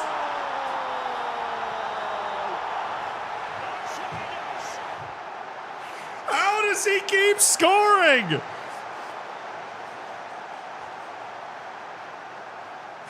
He scores the scrappiest goals ever. It hits the crossbar and it's Alejandro Pargueñas who's there.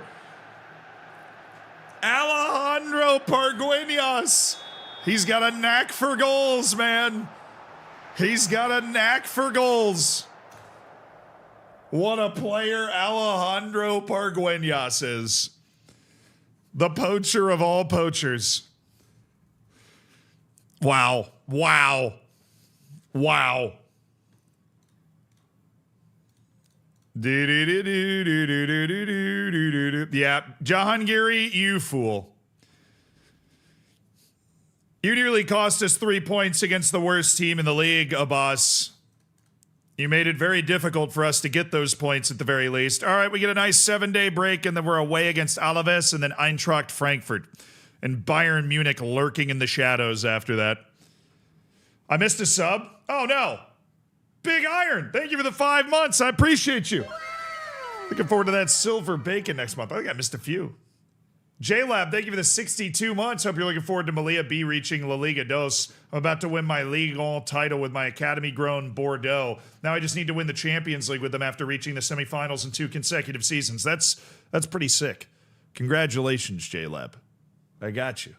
Frames, thank you for the prime. And Fenton, thank you for gifting I'm Here, My Man a sub. Now, yeah, we got the update right when the goal went in. We were looking at it earlier. 2-2. Away goals. I say, bring back away goals just for this match.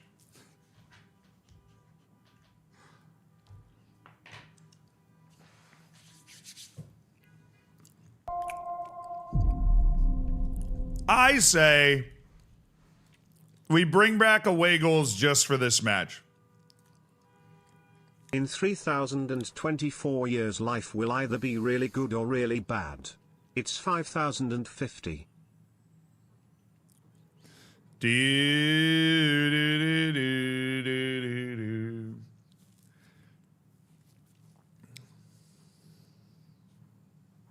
It was a Lamine Yamal mistake that led to the second Newcastle goal.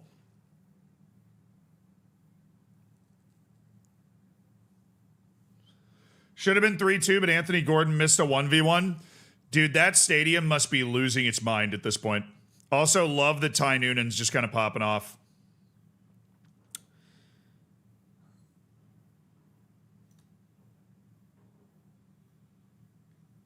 I'm just missing 2 sports scientists. Whoops. Sorry. My bad. My bad. I didn't mean to offend anybody. I didn't mean to offend. I didn't know any better. Do we have any elite ball knowledge? Oh my goodness, we do. An elite sports scientist, Diulson Pelucio. I need one more. Well, it's a shame I didn't have 2. Genta Nishi. There you go. There's 2 sports scientists. Easy as you like. Easy as you like. I'm about to be replaced. No, you're not. You're not. We have 2 open spots, actually. We have 2 open spots right there. You're not about to be replaced. You are not about to be replaced. Relax. Everything's fine.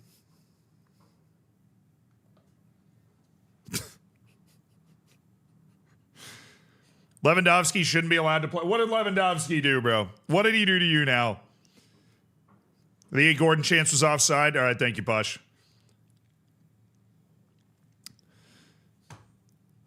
What did Lewandowski sky a chance or something? Or is he just playing? Was it one of those like he's playing too well or he's playing too poorly?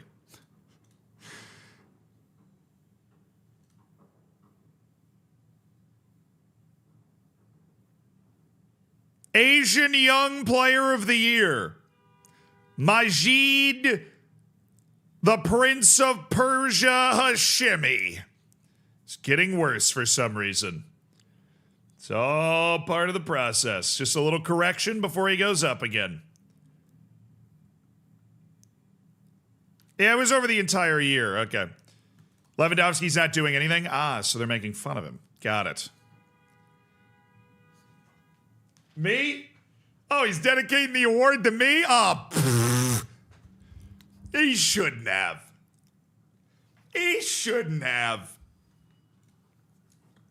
Oh, it could have been anybody. It could have been anybody. We got one of our 2 sports scientists, Genta Nishi. Oh, we get a little TV money for Eintracht Frankfurt Melilla. Spicy.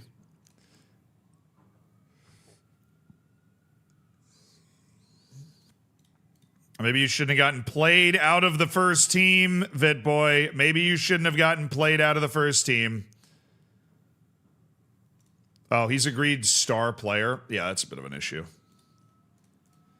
Didn't really realize you were agreed star player. I thought you were agreed important player. Well, that's no good. It's tough because the players on our team are more talented than the reputation of our team, like pretty significantly. So we've overpromised playing time to a good number of people. I never imagined this would be an issue with Emil Vitboy because he's such a good player on paper. But getting stuck on that star player threshold is really difficult because you can't really move off it that well. You can't really move off it that well. But, I mean, he's not prepared to accept a downgrade in any way. So, is he a reasonable guy? He's a perfectionist, so not really. He's a bit of a hardo.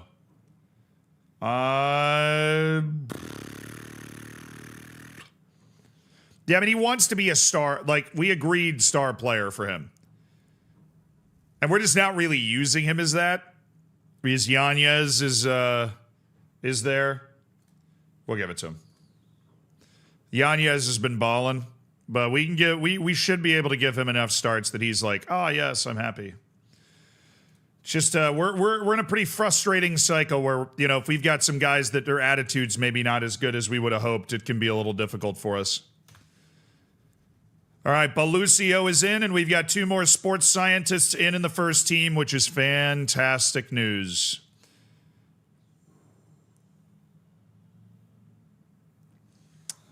You know, Rubio just gets better and better, and he's even adding some pretty decent technical elements to his game. Still just 21 years of age, just turned 21, right? He just gets better and better, man. He just gets better and better. If we see explosive development coming from Pargueñas, that's not bad. He's just a dog, man.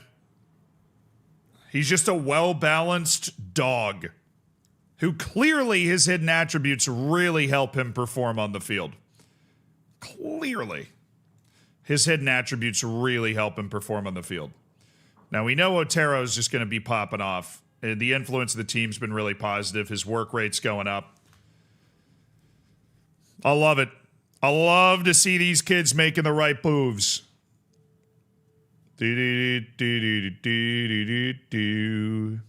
Elonga just flopped. Did they call it? It was outside the box. Oy.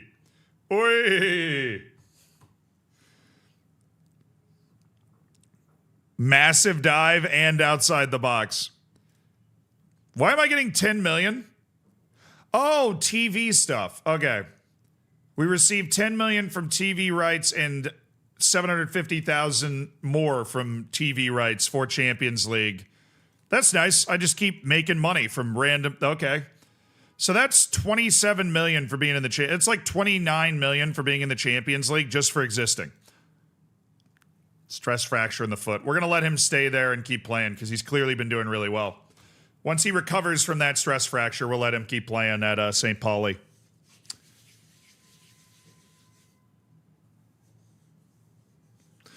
Yeah, we had positive balance all season because we got the check at the beginning of the year. Then we got the first Champions League check. Then we got the second Champions League check. All right, we've got at home against Eintracht Frankfurt in a couple of days. Hey, Bangani's getting better. He's now unconvincing. Hey, Jonas, can you learn from that, please? For the love of all that's good and holy, can you just learn how to play right back, man? That's all we need, Jonas. It's all we need is you to get to accomplished at right back. Bongani Van Rooyen's taking positive steps in that direction. I don't know why you can't. I think we go Duran, Ebenezer, Atkinson, Miro. What is this, Alaves away? These guys can handle Alaves away. All right, Vitboy, this is the type of match we're going to need to play you in. Faux show. Mbambo's going to play Pargueñas. I'm just going to see what kind of lightning we've got captured in a bottle here. You're going to play in this match as well.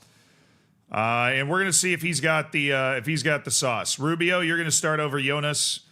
Defensively, we're going to go Almedo over Melilla. I think the other two guys will stay.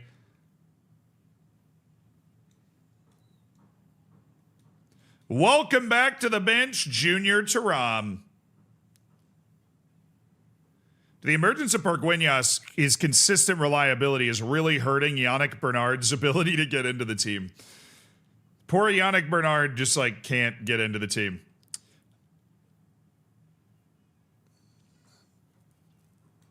We should run Zolani. We're going to give Zolani Mazibuko his first look since his dislocated shoulder took away the early part of his season. I'm rooting for Zolani Mazibuko today, chat. Did they give the penalty or did they not give it? Also, just checking on that. They didn't call it? All right, good. Based off the initial reaction, that sounds like the right decision.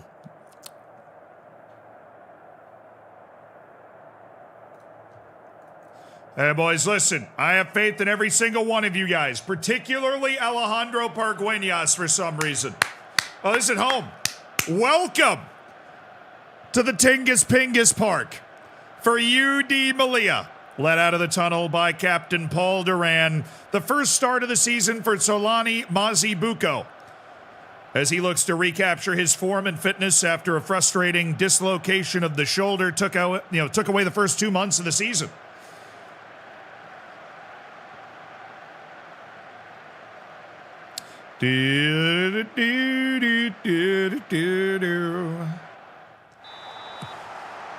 All right, what an interesting starting pass that was. Alaves against UD Melilla. Or is their stadium just the same? Because this is on the road. I thought it was on the road, and then it looked like Tingus Pingus. It's the same looking stadium. Thank goodness the stadium is still slightly under construction. There's some visual modifications being made. Vitboy. Ooh, Mbambo. I like the idea. Mbambo didn't seem to understand what was happening. Wow, what a counter-attacking pass that was. Great recovery by Van Rooyen.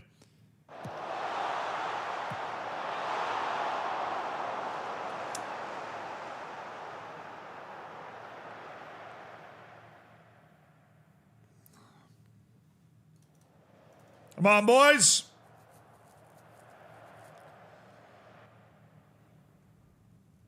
Just want to see Solani Mazibuko on the ball.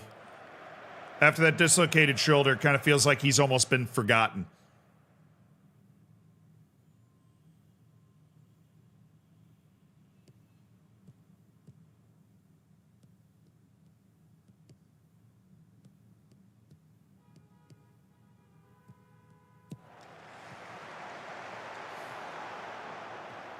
Hagman. Oh, we're there. Oh, my, Rubio. That's Rubio's worst trait, dude. His ability to defend that back post cross is not good. He's not a big guy. He doesn't battle in the air particularly well. You cannot let him take that on the volley. That's insane.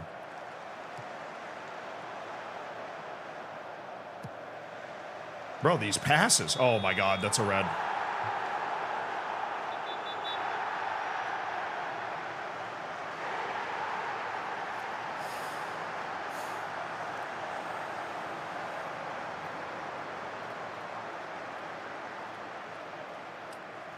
Consecutive matches. It's fine. I'm fine.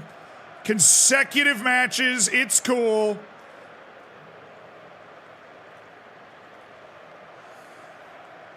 Or do we have Almeida in there? He can step up and play the right wing back spot, but oh my. Miguel Rubio wanted to hit the showers early. That was a terrible tackle. What? Can we win 2 straight matches with a first half red card? I've definitely never done that before. We are a little exposed if we make that pass, though. Good recovery run by Mazibuko. I can live with that shot. Given where we were at the start of that play, I can live with that shot. All right, we've got a freaking hour. An hour and at least 5 minutes. Down a man. Again. Yeah, it's different than the last match. 1, we're on the road. 2, Alaves is clearly a better team than Espanyol is. Fortunately, we do have a pretty easy adjustment, though. We didn't need to make any subs or anything. Just putting Alexi Olmedo in the old stomping ground as the right wing back. Yeah, that's the kind of violence we teach at the UD Melilla Academy. Great tackle, Miguel. Excellent work.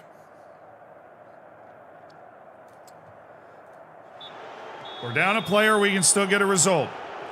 Dig in, keep fighting.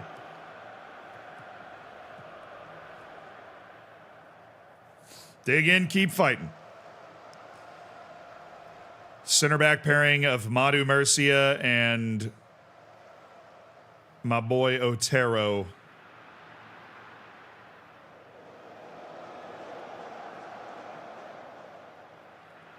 Huge miss. Barca should have. So now we've got Gordon's missed a sitter. We've got Lamine Yamal's missed a sitter.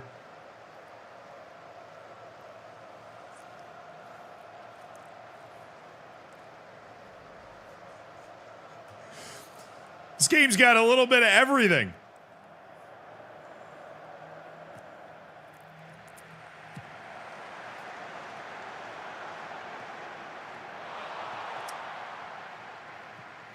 Olmedo getting done for pace a little bit here.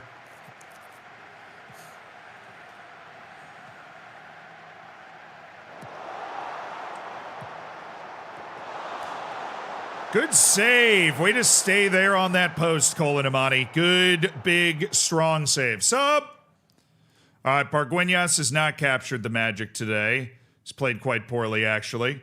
Yanez is going to come in, and I'm going to bring in Lopez as well. We're going to do a full shift of the front three, just get completely fresh legs in. And Bangani Van Rooyen is not playing well either, so that's 4 subs right there if we bring in Mohamed Haytoumi. We didn't make any subs for the Reds, so we still have one more substitution available after this. Fairly wholesale change to the players that are crucial to us maybe finding a goal. If the ball ever actually goes out of play, finally. All right. Mazibuko is doing pretty well for a guy that hasn't played all year. But I wonder if that's the spot we want to sub on.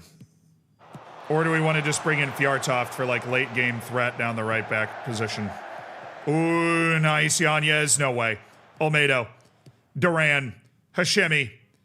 Where's the ball? Got to get it wide. Duran drops it to Lopez. Lopez, that's a good ball! No! Head it straight. Don't head it back. Head it straight. That way, not that way. That way.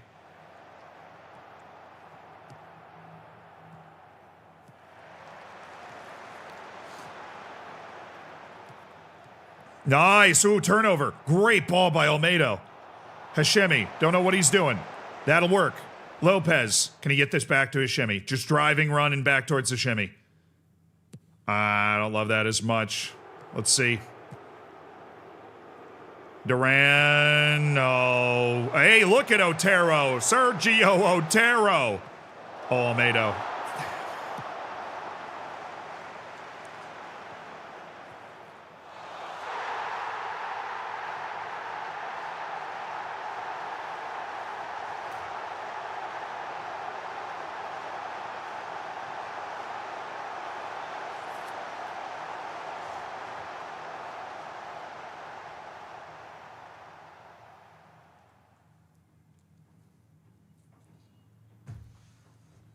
Damn, dude. We had good pressure. It was Olmedo that turned the ball over.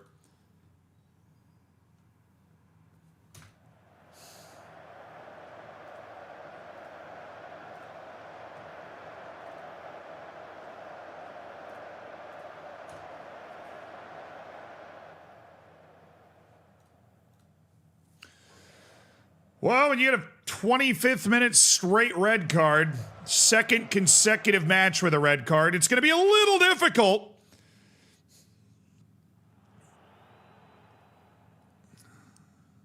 I think we played pretty well after that, honestly. Proud of Mazibuko. A couple of the guys played well, but we just gave up one look.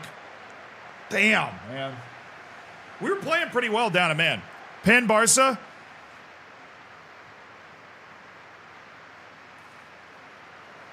Kieran Trippier. Well, a knock on him was he never was quite good enough defensively. It's come back to bite him again. This could be a red. There was no play for the ball. Denied a goal scoring opportunity. Okay, so it was a penalty. There's no debate about it being a penalty. Hey, that's a weak salary, Rubio. That's the sort of thing that costs us a result. Somebody said that Rubio has like an aggression trait.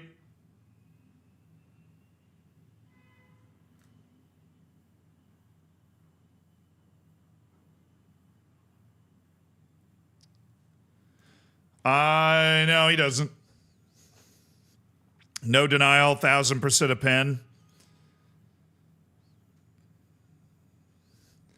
Surprised the ref said no at first. Lamine Yamal redeems himself with a penalty goal. That's huge, dude. That's right before halftime. Now you just got to marinate on that the entire half, and Barcelona's going, look, hey, Barcelona can now go into halftime and set up an entire defensive strategy and change their defensive strategy in like an actual meeting instead of, this kind of hypothetical thing they're not going to focus on as much. Man, Francisco Sessa's not even playing regularly in the second division. That sucks. He's got 8 appearances, 6 are off the bench.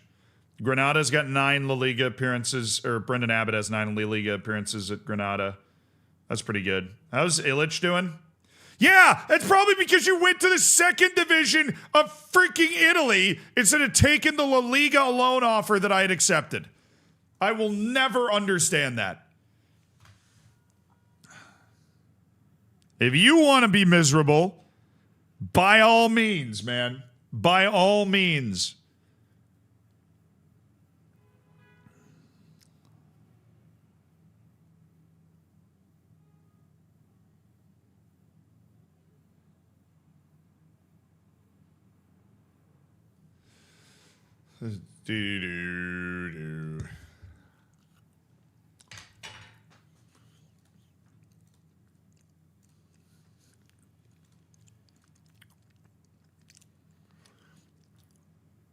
Moquete's kind of balling. He's got 5 goal contributions in 7 matches in Serie A. How's Carrasco doing? All right. Somebody asked me about the B team. I'll show you how they're looking right now. Jaime Gutierrez. That's what we want to see. Steady improvement, steady upward arrows.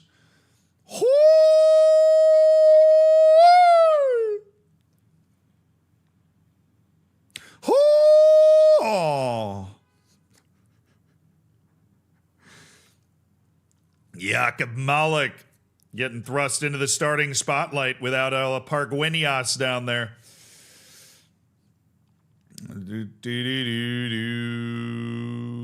Tal Alawa, Hassan Maganitso, Anel Moya, Nikos Gorintzis, Marcin Zabrovsky. He's probably getting some playing time. Yeah, he's played 8 matches. All right. Where are you guys in the league is the real question. You guys are in 7th. That's cool. Just want to avoid the relegation. Just want to avoid any funky relegation nonsense. Pop Demba Jop. Nah, I'm good. Eintracht Frankfurt tomorrow at home. This is a match we can win. Yo, thank you for the £5, Peaceful Turtle. Good evening from a warm Wales. Oh, it's warm. Okay, that's better than here. Love your channel. Love watching the series. Looking good. I appreciate it. I got you, man. I got you. Otero showing pleasing progress. I'm glad it pleases you, weirdo. Okay.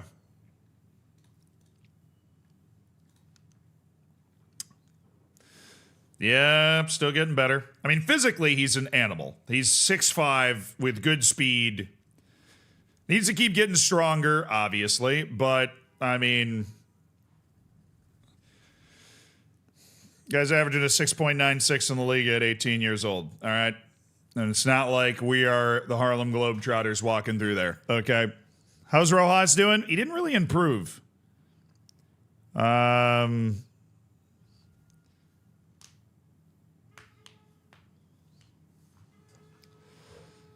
He's playing pretty regularly, so I think he's having a good time in that sense. But he didn't really, wasn't really getting better. And that's that's what we're looking for, improvement. All right, Vidboy, you had a decent game out there last time. I need you to play well. Danny Yanez has been an absolute titan. Vitboy, I need you to deliver the goods. Jahangiri. Who goes with Surai here? Jahangiri, you're back in. That means Mbambo's the captain. Okay, Fjartoft and Van Rooyen, Murcia, Otero, and Melanda. All right, boys. Little something today. Little something today. We're standing up for this one, all righty? Little something, something today. Our $15 million midfielder needs that game where we all sit up and take note. It's coming. Raul Sarai, yeah. He's been good, but he hasn't been like sensational or an elite player. He hasn't scored those amazing goals or made those ridiculous unlocking passes. He's just been very steady and not turned the ball over. We definitely are counting on him being able to make that difference in the future, but, you know, we trust that he has that ability. That he will get there. We trust he has that ability, Elliot. He'll get there. He'll get there.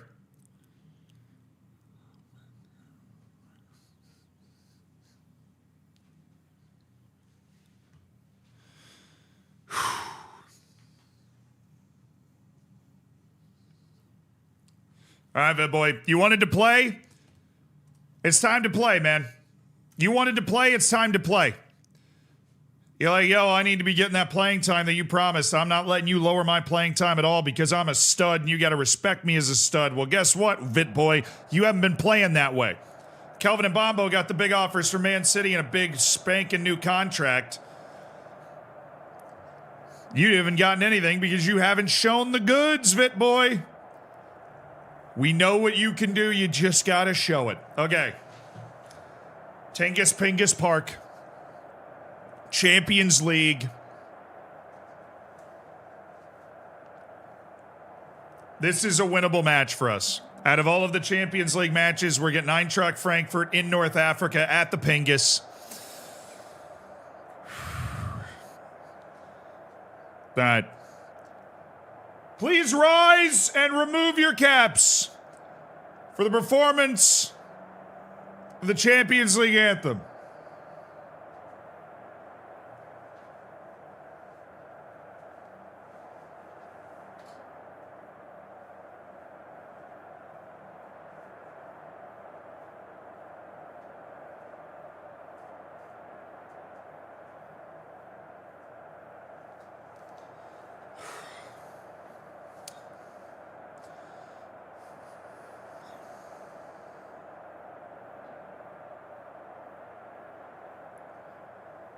It's the champions.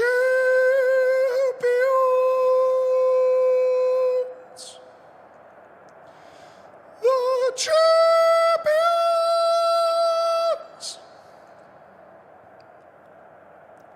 The champions.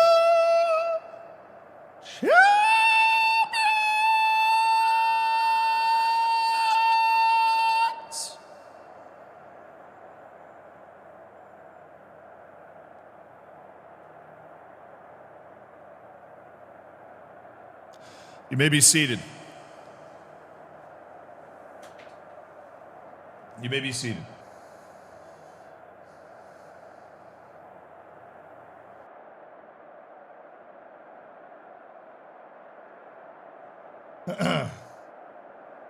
Thank you.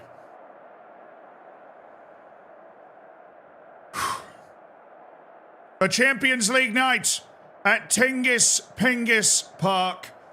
A rare spectacle on the coast of North Africa after a really remarkable draw at Inter in the San Siro. They managed to hold on to that in the second half, and it's given them a chance. Frankfurt with 6 points from their first three. Melilla with 2. And can Spain's final Champions League team from last season find their first ever European win on home soil? Not just of their club, but their continent. We will find out on this esteemed Champions League night. It's match day 4 in the Champions League. A draw against Salzburg, a defeat against PSG, a draw at Inter, which beckons this UD Melilla side to match their destiny. Led out of the tunnel by Kelvin Mbombo, the captain of this Melilla team. We are underway. The ball with Bongani van Rooyen. Such a distinct style of play from these North Africans with a back five that is rarely flat. Predictions. Thank you for the $10 donation, Tadia. My predictions for Liverpool Galatasaray. Unfortunately, I say that just as somebody that loves to root for the underdog. I think Liverpool pulls it out. I think they get an early goal that turns into a couple pretty quickly. I think it ends up being a 2-3-0. I think a 3-1 is also possible. But I think we're going to see kind of what we saw with Arsenal and Bayer Leverkusen. I would be surprised if we didn't, for sure. That's my prediction. Jahangiri! Oh! An early warning shot from Abbas Jahangiri. Fresh off a red card in the first half of a league match. He was suspended for their defeat against Alaves in the league past weekend. But he's returned to the starting 11 for this one, ahead of Paul Duran, the club captain, who's in a very crowded midfield. They have 5 midfielders really for 2 spots in their system.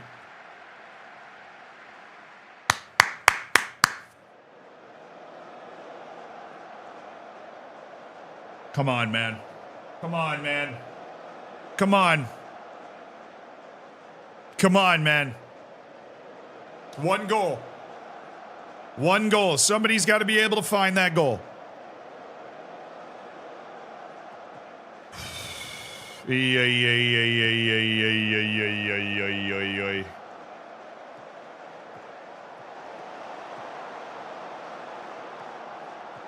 Bongani Van Rooyen. Back to Madu Murcia. Raul Sarai. Oh, it's Mbambo in between the lines. Hashimi!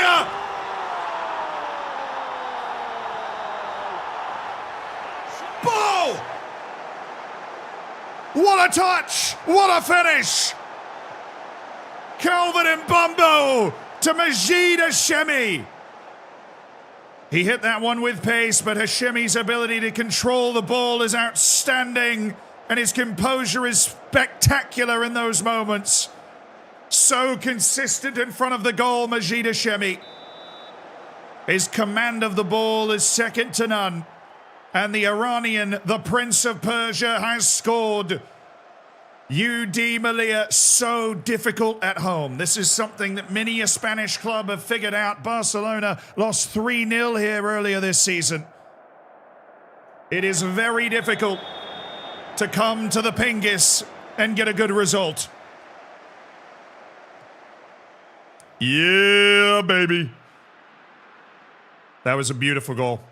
Great movement by Hashimi. Mbambo just, we got Mbambo the ball in that perfect little half, like, pocket of space.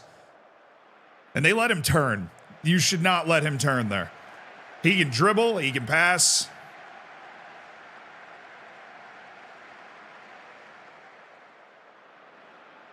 Another invisible performance from Emil Vitboy. I really wish it wasn't the case. But he continues to deliver invisible performances like his life depends on it. Okay. Prove me wrong. Fjartoft? Nah, it's not. I would love to believe. I would love to believe that's something that's going to happen. It's just not going to happen. Okay, our defense has done a great job. We have just torpedoed their match ratings up front. Vidboy, you're coming off. I think Danny Yanez is a late game sub. Is going to be great. Bongani Van Rooyen, I'm going to get you for Haytumi. A little injection of pace on that outside. And, you know, I'm thinking of Paul Duran. Now that everybody's a little more tired, I think of Paul Duran and his ability on the ball in that spot's going to be nice. And little struggles defensively, but I don't have center back subs that I love right now that I would fully trust in this moment. Olmedo and Mayans are my 2 available center back subs. I think I'm going to stick with Melilla and Otero. They're bigger, better defensively. Mayans and Olmedo are kind of all-around center backs. All right. Just guy right next to you. Ooh, we're getting fancy today, aren't we? They just aren't pressing that much. Sarai. Oh, Hashimi. Oh, my goodness. Haytumi!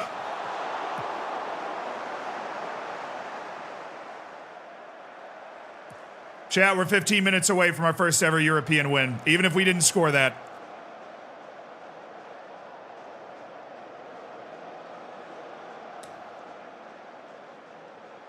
Keep it moving, keep it moving. Yep. Keep it moving. Yeah, oh, that's fine. All right, Melilla. Should I? Fjartoft. Cheeky first time ball to Yanez. There we go, Danny. There we go. So direct, so aggressive when he receives the ball.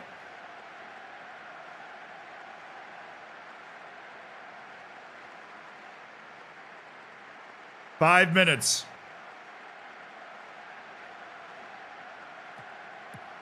Why? Thank you, Melilla. Thank you. Oh, what a play by Adilson Melilla. Stepping through two challenges. Hashemi dropping in. Hey, Toomey. Mbambo. Ooh, Hashemi's gone down. He's gone down. And it'll be Kelvin Mbambo. Minor flop. Not major. Minor.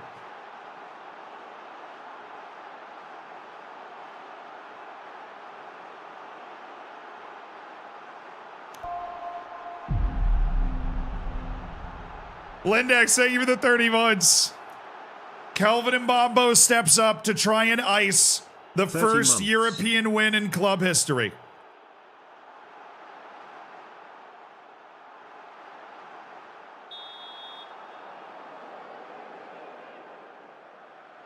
Mbambo.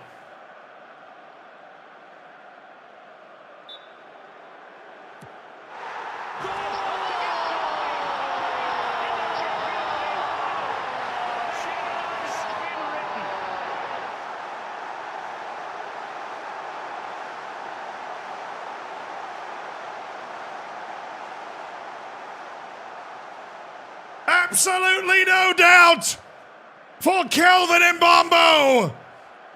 And the superstar Finn has done it again.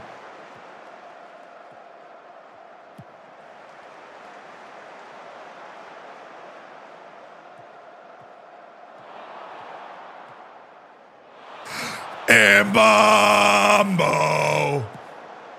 He's off. He's off.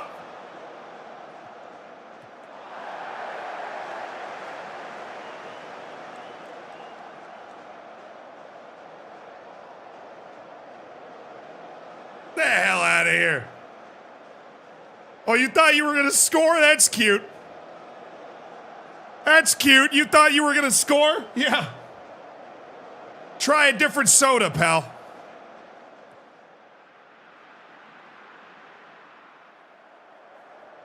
Try a different soda, pal. Not this cola.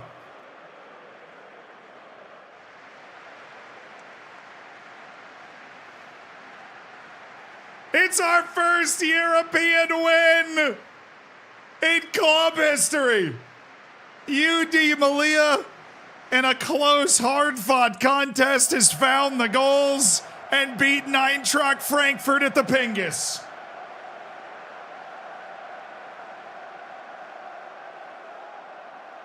You know what's up next? You know what's up next?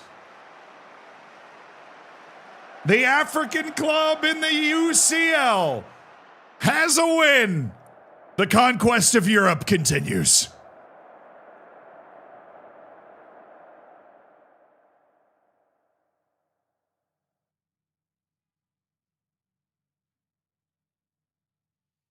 Thank goodness we won. Our next Champions League match is Bayern Munich, so we need the points. Our next match is Bayern. We're fine.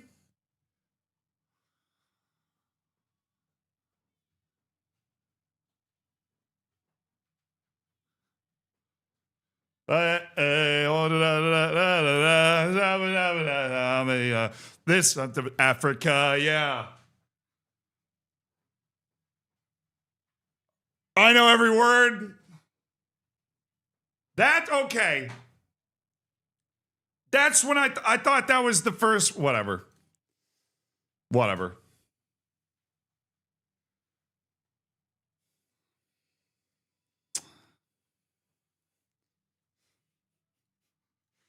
Oh, baby, it's good to be Melilla. Isn't it good to be Melilla? Huh. It's good to be Melilla. We got Bayern in like 2 matches.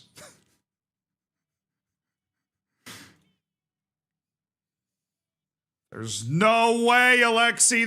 Why is he an unimportant player? Who let that happen? Who signed that contract? Oh, he's totally. I can handle this. Watch this. Watch this. Watch this. I can handle this. Compromise. Squad player.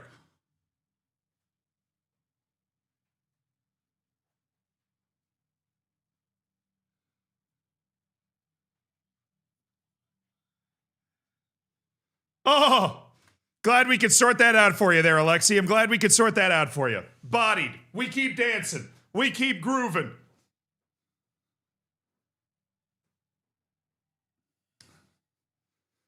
Da-da-da. Oh, yeah. He wasn't club trained until now? What the hell is that? Guy came from my academy.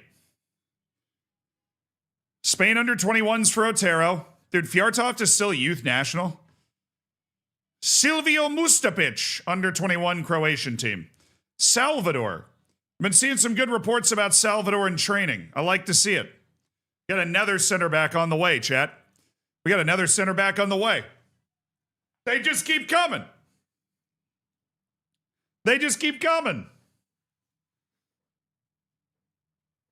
Do-do-do-do-do. Do-do-do.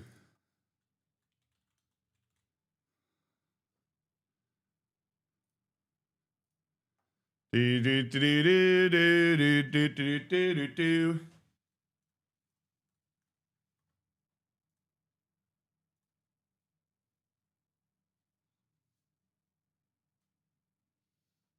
Oh, Bernard got hurt again. Bro, this guy's never going to get into the groove of my team.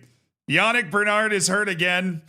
I'm not seeing any weird call-ups. I think there's Grieven Rodriguez and Kenneth Gonzalez both up to Costa Rica.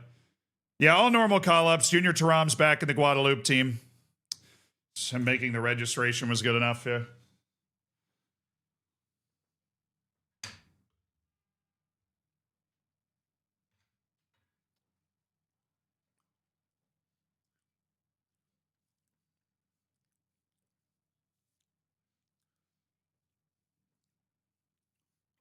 You have a center back getting Ungrianu's disease every year? Just asking for a lot of money? Is that what you're saying? And we've had a lot of continuity in our defense, actually. Olmedo, Mayan... Dude, Olmedo, Mayans, and Murcia are all still here. Theo! Thank you for gifting 5 subs, Theo. Thank you for making 5 people's days. Thank you for supporting the stream with kindness. I hope you're having a good one, man. Top gifter on the month. My dog, João Miguel, Qwerty, Pinhawks, Pharaoh, and Falira. Theo is now your sub daddy. Be sure to say thank you. Enjoy your lack of ads, and welcome to an elite online gaming community. Also, Corn Bandit, congrats on your 20 months. The big 2-0. You can almost buy alcohol in the United States. 173 subs total. It's pretty insane, dude.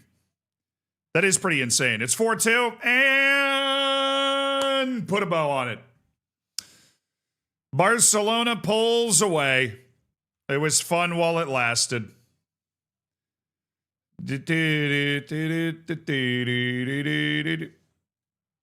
Okay, he has played for South Africa before. He's coming back from an injury, so we're not, like, stunned that he's getting worse. We're just going to need him to level up. Efayanyi Samuel. He's played 4 matches in the 3rd division so far. Guy just turned 17, and we loaned him out basically instantly. I love that.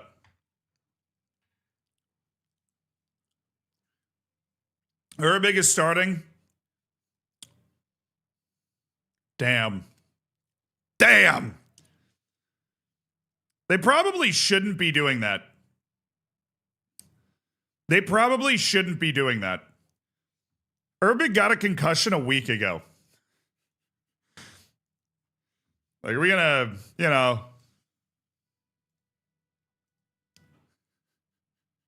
Gonna make sure the guy's okay, or like... Do. Just saying, maybe we wanna, you know, just make sure the guy's doing all right. Whoa, hey, whoa, reckless idea. Orlovich, you actually, yeah, he's totally competent first team. Hey, Orlovich, you're on the bench today. Congratulations. Or actually, we could do Kenny Patrick. I mean, Rubio's suspended, basically, so we just have to replace that in the lineup. Where's Patrick? Oh, he's injured. Yeah, well, I guess we got to do Orlovich. Orlovich, you're up from the B team. Congratulations. Oh, hey, Toomey, did you get left out? Ooh, yikes. Well, don't worry. Wait, oh, yo, Fjartorft is dead. What, did we play 5 minutes ago? Why is my team so tired? What the hell? All right, Mbambo, you're off. Pargueñas, you're in. Surai, you're coming off. We're going to start Solani Mazibuko again and start working him back up. Duran, you're in. Bongani Van Rooyen, you're out for Hey Toomey. He's all angry. My God, I'm starting Orlovich. No, Almeida.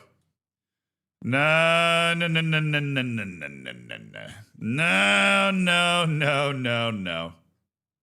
Melanda, Otero, Murcia, Olmate. Oh my goodness. Mayans is start for Murcia. Bro, I'm like out of center backs. Jahangiri is going to play overlapping center back. Melanda is going to play in the middle. Mayans on the left.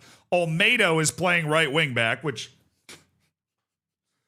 who the hell knows what's about to happen in this one? We got Jahangiri at overlapping center back, which is where he kind of plays for Iran. At least Vitboy's out there. We have some semblance of... Actually, let's do Vitboy Yanez. We need as much firepower as we can get, and I want to get Yanez in the field. All right, weird game. Weird game.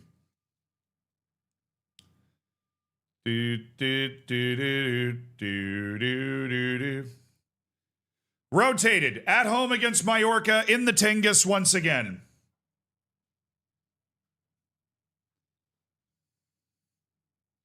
Bayern should have known that having Neuer and Ulrich in goal is the same as having two players in the medical department. Yeah, I just, you know, I hope Urbig's okay, because it's definitely a situation where, because it's a concussion, they'll kind of like force him to come back when he's like totally not okay, or his concussion hasn't fully healed. So I hope Jonas Urbig ends up being okay. 5-2.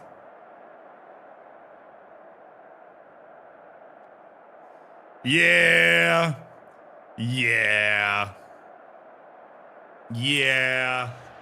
All right, boys, here we go. Here we go there, lads. Here we go. Good results now there, lads. Lewandowski. The guy that everybody been making fun of finds a goal.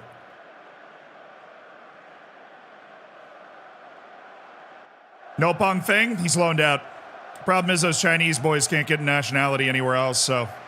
We're never really going to be able to use Pong Feng unless he becomes a world-class left back, which I don't think he's ever going to pass up Bongani Van Rooyen. So I think bringing Pong Feng and Shile Shing over is more like there's great value in bringing them over, and we'll develop them and then probably sell them away. I think Shile Shing has a better chance of making it into the first team just because he's a 19 jumping reach striker.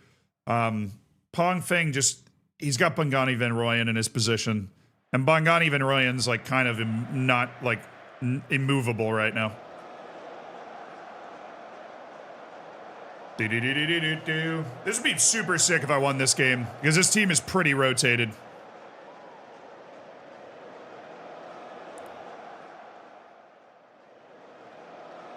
Every win we get in the league in the middle of this Champions League run is just a bonus, dude. Every win we get in the league in the middle of this Champions League run is a bonus.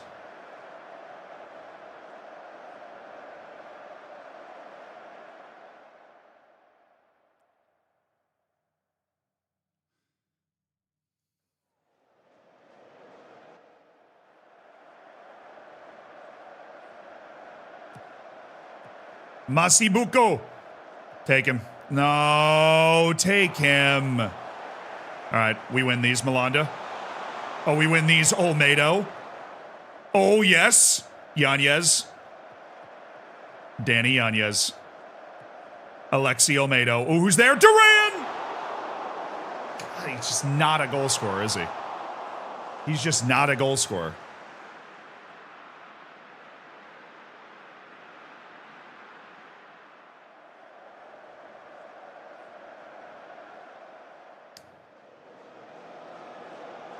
Just think every time you win, you get another Iranian? I freaking hope not, dude. I only have 3 non-EU spots. And I'm using 2 of them on Iranians. Oh, no. Oh, boy. Oh, brother. We're there. Good recovery defensively. That looked like it was going to be way too open there for a second.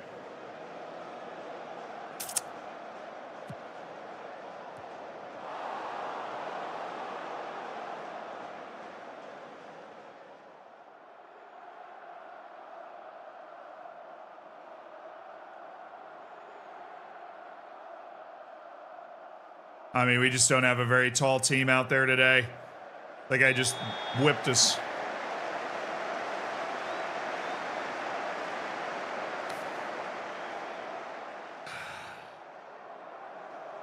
He whipped us. We are not a very tall team out there today, and we looked like it there. Olmedo's not a particularly big guy. Jahangiri's like maybe 10 jumping reach.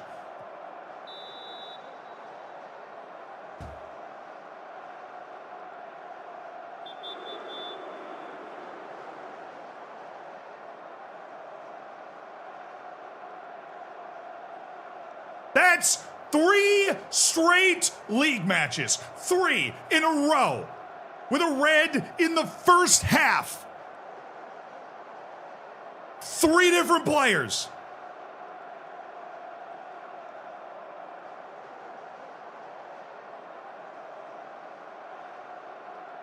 Scissor kick?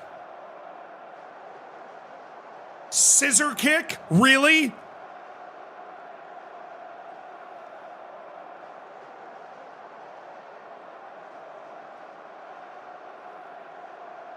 All right.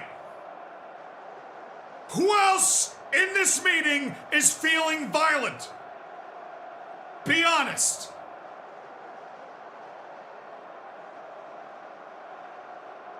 Nobody? Okay. Try not to kill anyone. Try. Goodness gracious, man.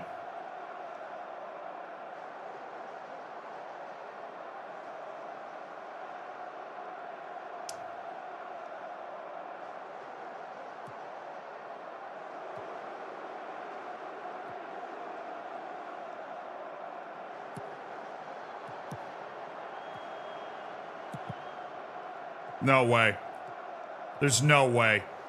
Are we going to score instantly after that to tie it before we go to halftime? Mazibuko, Pargueñas. We got pretty good numbers here. Yanez. If I asked Kim Kardashian to hit a ball with her purse, she would hit it harder.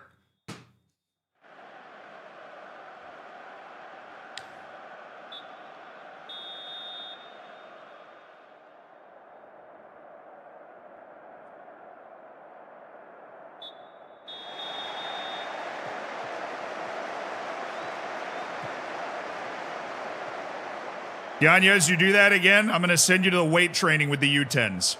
Okay? But be careful. Little Temmie can kick the ball twice as hard as that, so it might scare you at first.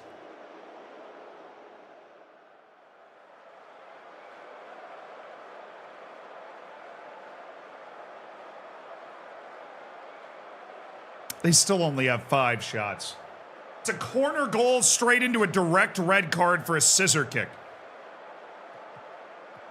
Come on, baby. Come on. Oh, there we go. Bring it back. Bring it back. No. Yes, we're good. Pargueñas. Olmedo. So the guys in the red shirts play for the other team. It's like we're invisible.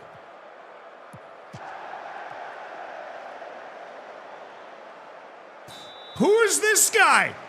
Oh, he subbed out. Okay, he subbed. That was the animation of him subbing out. I was just wondering why there was a dude in the tracksuit on the field, which feels like a fair question to ask. Van Rooyen, you're in.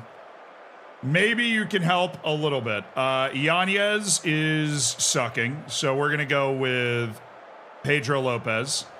And we are going... Dude, Majid Hashemi is so tired. Do we think Hashemi with this can play 26 minutes? Yes. Majid, I need you. Pargueñas just doesn't have it today. I need you. Come on, man. One goal would be hilarious. One goal would... Oh, the encouraged shout just stopped that highlight. I'm a god. It's what he does. Come on, baby. Yo, Peaceful Turtle, thank you for the £5. What do you think about the AFCON situation regarding the overturned result given the Morocco Cup? Giving Morocco the cup. Peaceful Turtle, you're going to want to watch the first 30 minutes of this stream. Rewind it on YouTube and go watch it. We talked about it in incredible depth. I have a lot of thoughts. So you just file that away for later. Lopez. Lopez! That was a good play. That was a good play. That was a good play. Good play. Okay.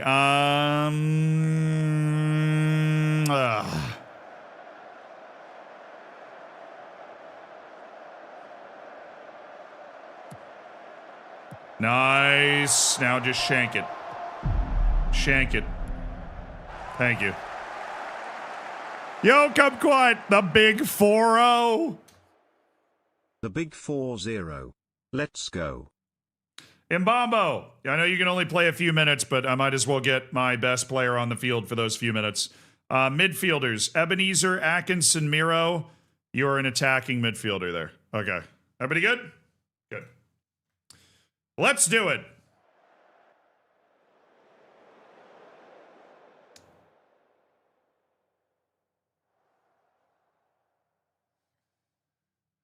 All right, we'll just throw the dice the last couple minutes here.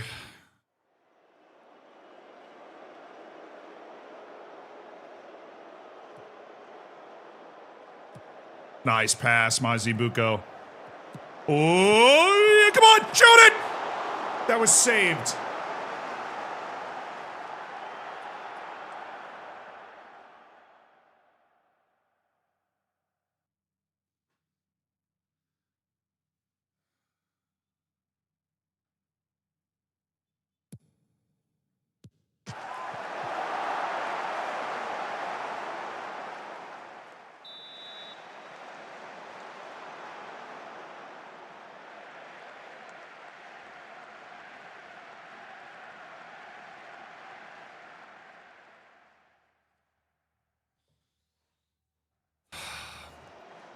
Well, you know, 3 straight league matches. We've gotten a red card in the first half. Somehow we've managed to win one of those 3. We've lost the other 2, each by 1 heartbreaking goal, and narrowly been undone. So I'm just really looking forward to, I'm assuming this is going to happen at some point, a league match where Pargueñas is set for a pay increase. Okay, it's not bad. Deserved, honestly. Deserved. I am really looking forward to the league match in which we have a full complement of 11 players for a full 90 minutes plus stoppage time. Got to make sure I'm specific when I'm, you know, we don't want anybody taking advantage of the fine print here. So, yes, away against Cadiz, I would love all 11 players for 90 minutes plus stoppage time. My 11 players to all be on the field. Thank you. That's my official request. With so much rotation, that was inevitable? I don't know, dude. Our last win, we were really heavily rotated. We can win those games. I mean, it's not like we got dominated even though we were playing with 10 guys that whole game. All right, Alejandro Martel, I see you, I see you, I see you. Abdullah, you're not doing anything, by the way. Do we have anybody in the 50 best players in the world? No. Still Killian, Lamine, Holland, Jude, Vinny, Bukayo Saka, Olise, Rodrigo, Rodri, Fede Valverde, Nico Williams. Quinda's still cracking top 20. He burst onto this list very early, if I remember correctly. He burst onto this list very early. Do.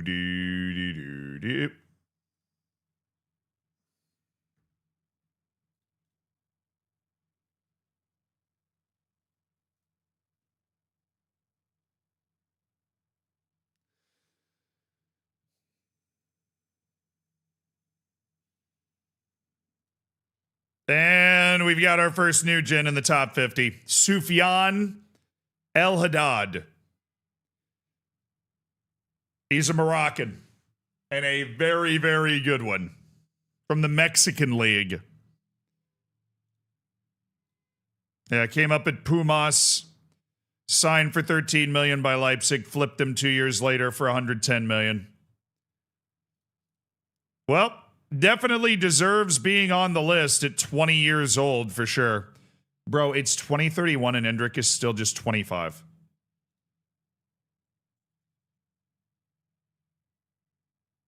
Santiago Castro just made the list. Okay. Bradley Barcola's at Chelsea and Tino Livramento rounded out the top 50 while playing for Newcastle.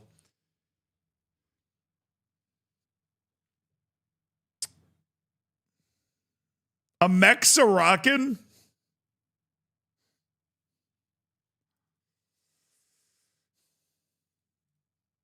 Why was that so good?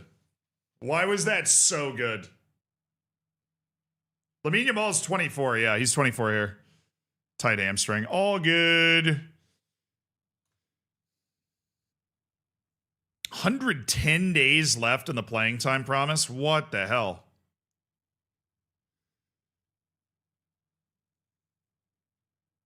Are you noticing an unusually large number of small new gens? I think the issue is that too many of the new gen players that are goalkeepers and center backs are like really short. There's just too high of a proportion of like really short new gen players at those positions. You know what I'm saying, dog?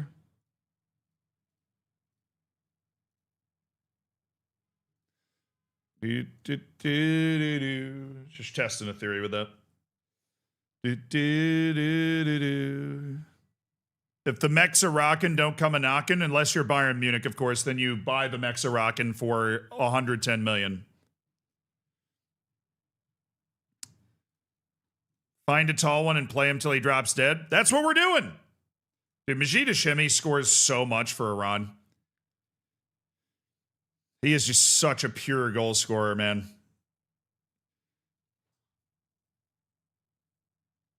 Bro, you're going to make me cry. What?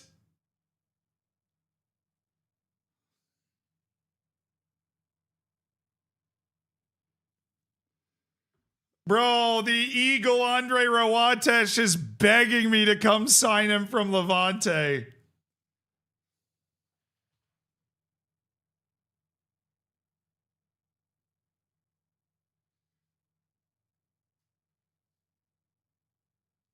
He's begging. Come and get me, plea. It's a come and get me, plea.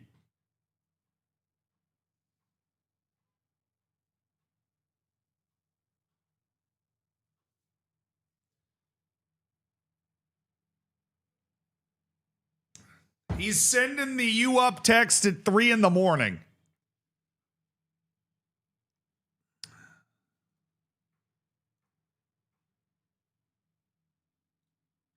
He had his 1 year with us. 27 goal contributions in 36 matches. The Eagle, Andre Rawatesh.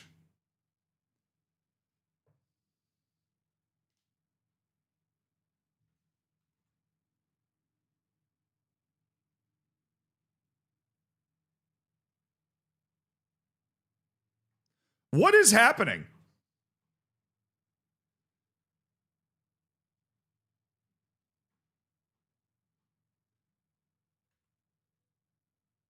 Did Newcastle send their B team out there for the second half? Like, what is happening?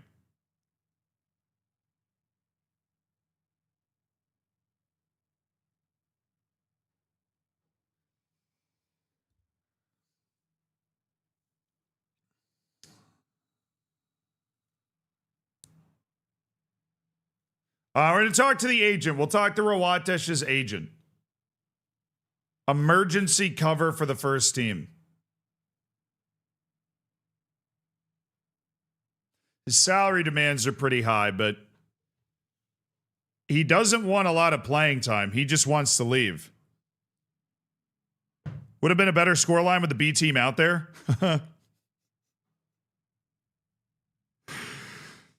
Damn.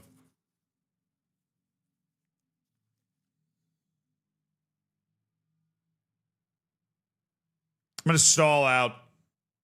I'll stall out of this convo. Just me, or has his jumping reach gone down? I feel like his jumping reach has gone down. I'll tell you what, we're going to move him to the yes list, and depending on what happens with our striker situation, which is obviously very much up in the air, we may go get Rawatesh, okay? Call me a bleeding heart, whatever you want. We may go get him. We may go get him. Oh, Vitboy scored for his country? Yeah, I wish he would do that for me. The guy hasn't scored all year. Don't even mention that name near me, all right?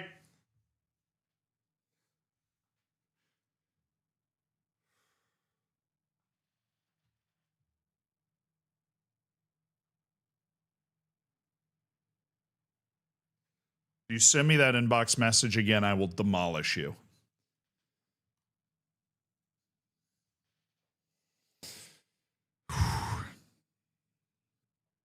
If you send me that inbox message again, I will demolish you. Do not tell me Mbambo got hurt on Finland duty.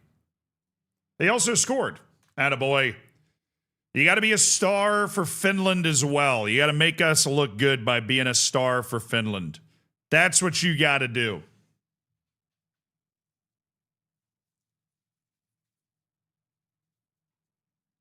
Also, I want to give credit to a very good dad joke I realized I didn't notice until now from the Holy Pineapple. Hope you're still here. Thank you so much for the year. In 3024 years, life will either be really good or really bad. It's 50-50.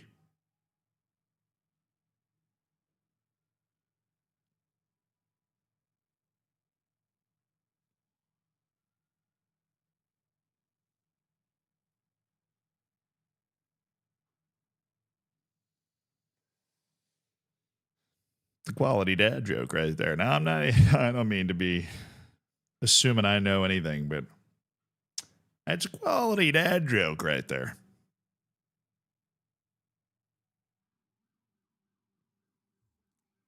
Go ahead with an A-. Shout out to Holy Pineapple. I hope you're able to see that your sub was celebrated after all. I'm sorry I didn't see it until now. Barca praises Mbambo following his international performance. Oh, yeah, I did. How are we doing in our U19s group? We're playing well enough. I just like that they have matches to play. Hey, Nico, remember when you had high potential and we thought you actually had a chance to be good? Me too. You're 21 years old and you still suck. He's getting better. That's the funny thing. He just has so far to go in his development. He's just never going to get there. It's just not even possible for him to get there.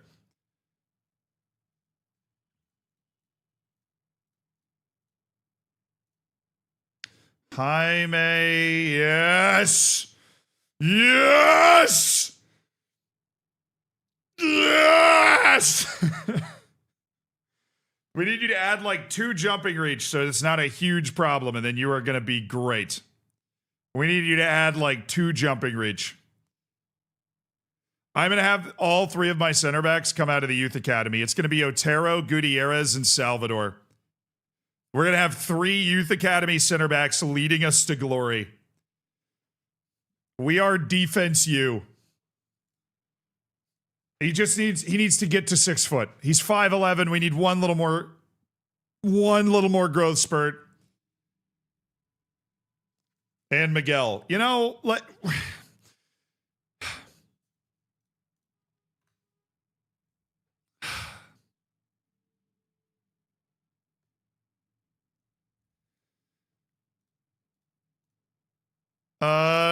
is sick. We're getting 50K for the Bayern Munich. I feel like we should be getting more than that.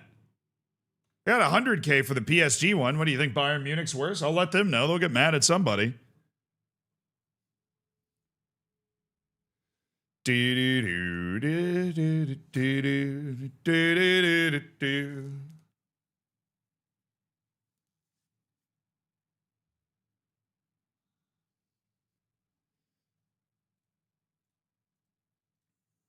the good thing about having the back five that we have is we only really need one good passing center back. And I guess that'll just have to be Salvador. Which it is, by the way. He's the best passer out of Otero, Jaime Gutierrez, and Salvador. He's the best one. So we'll just need him to ping that ball around, and the other two guys will just pass it nice and short. We are kind of running a youth academy save, chat. We have 3 of our 25 first team members have come straight through our academy, and we got a couple more guys that are working their way up. I mean, it's having the B team, too. That's where Jaime Gutierrez is playing this year, and he's showing the stuff, Chad. He's showing the stuff. Let's win a league game. Whoa, let's not get ahead of ourselves here. I'm trying to finish a league game with all of my players. First order of business, finish a league game with all of my players. We will then go from there. Hey, Toomey is suspended. He joins the long, illustrious line of idiots to achieve a suspension. All right, Bongani Van Rooyen. That means we're going B team Jaime Gutierrez. Where are you?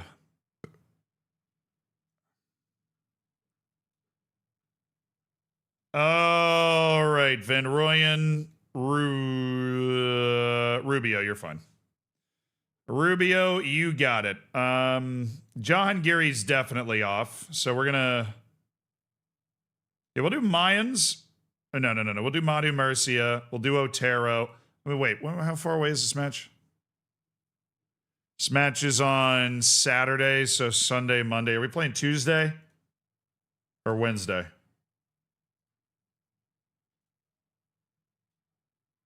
Tuesday at Bayern, a little more rotation then. Little more rotation. So, Murcia out. Really Otero in. Olmedo steps back to his more normal position. Rubio. Bongani for the moment. Because Atumi's butt is suspended. And then we'll flip Mayans up here and bring in Madu Murcia late game so Van Rooyen gets some rest. Solani Mazibuko, have we managed to get you rolling in the right direction yet? No. All right. Atkinson, Miro, and Duran. That's not what I ended up putting out there. All right. Duran and Ebenezer Atkinson, Miro. We're away against Cadiz. Yanez... Yanez Vitboy, honestly, is the way to do it. And then Pargueñas. Actually, we'll do Hashemi to start. And then Pargueñas will come off the bench late. Kizimbambo is not fit right now. He is not fit as a fiddle and ready to go. So Lopez is going to struggle to find playing time all of a sudden. All right. First order of business. Everybody stay on the field. All right, if we finish this match with 11 players, I will consider it a win.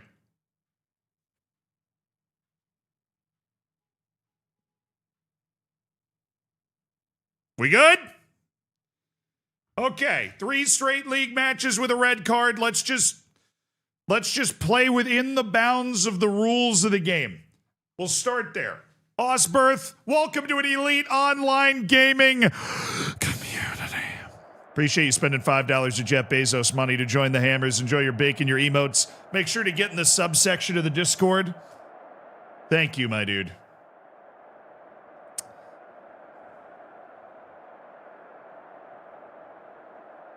All right, guys. 2 straight league losses because of straight reds in the first half. They're 14th in the league. This is a gettable game on the road.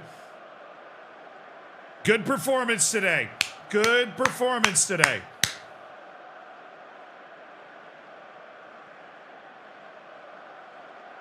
And we're going to be dancing right around that European line again. So the first half of the season is survival. We're dealing with the stress of Europe for the first time. The first half of the season is survival. That's what this is about. And how about, the first half of the season is also about not getting a red card.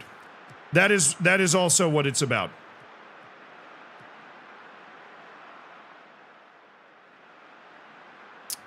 Marshall, thank you for the 3 months. Congrats on cooking your bacon. Thanks for the prime. Enjoy your lack of ads.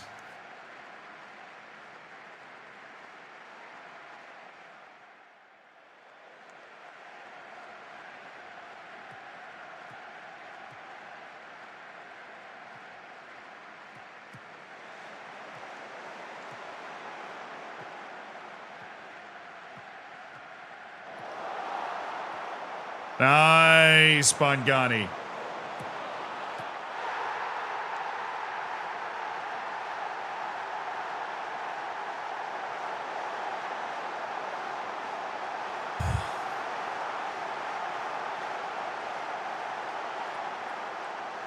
Dude just mowed the lawn.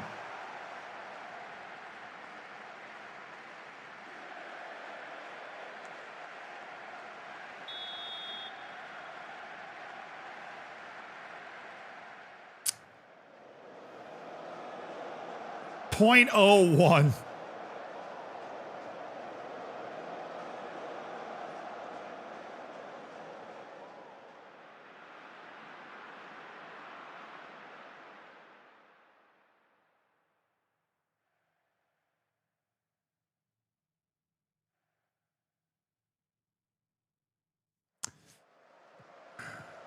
Come on, boys.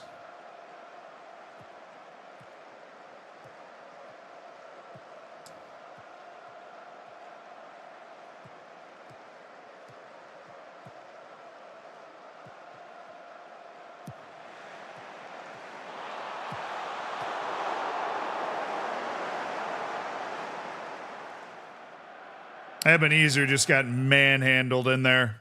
That guy that said that he was going to name his firstborn son Ebenezer might want to reevaluate.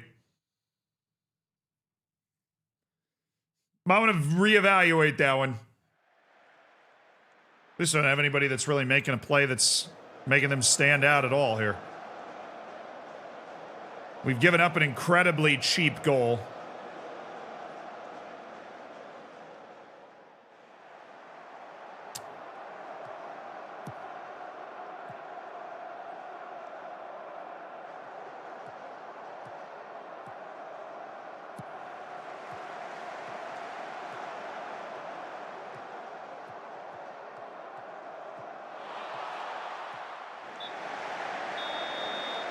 Good call, ref. Good call. Good call, referee. It was time. It was time.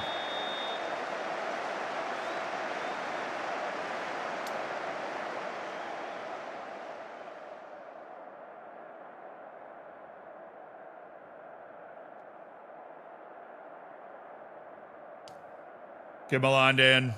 Otero seems to be struggling. Get Pedro in. Mayans up for Van Rooyen. Madu Murcia in for Bongani Van Rooyen, who's not playing well. All right. 3 halftime subs to try and stabilize a team that's just not performing well. We brought in Pedro Lopez, who's shown the ability to be a difference-making player. He has been the lead figure in a couple of games for us.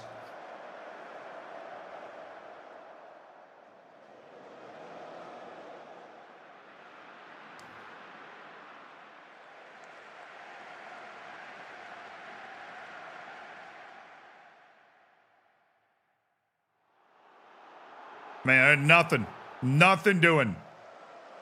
Pargueñas, you're in. We got 2 windows, 2 subs. Got 3 windows and 2 subs. Can I split one of my subs in half? Like a magician on stage.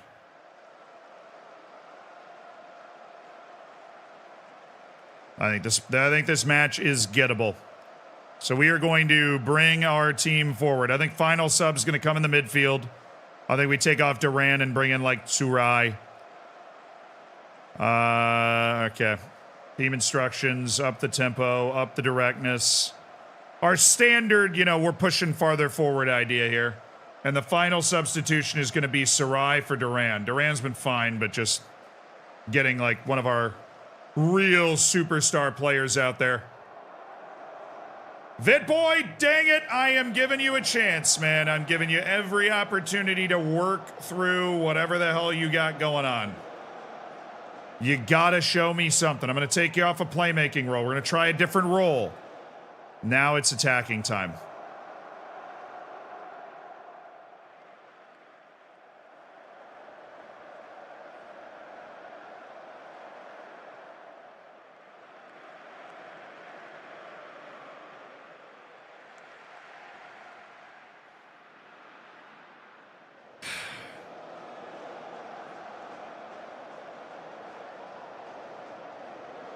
Stop.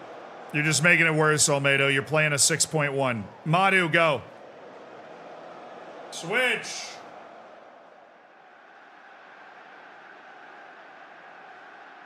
Yeah, it's cool. I hate highlights. Highlights are boring and stupid.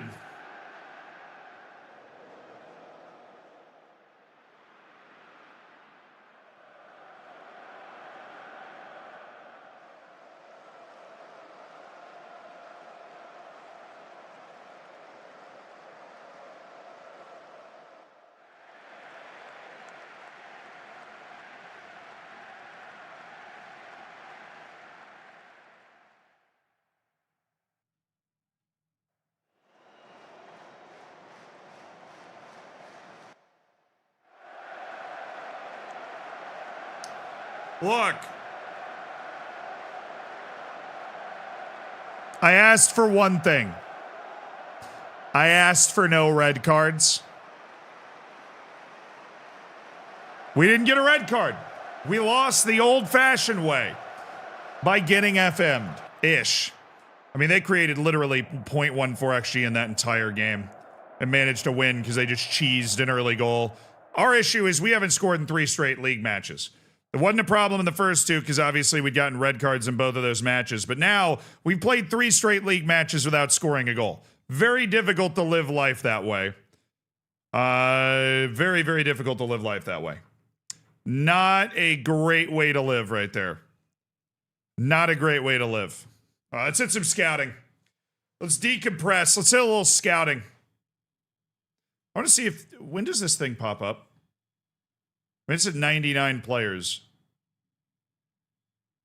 It's about to pop up, right? It'll pop up before even this Bayern game, I'm sure.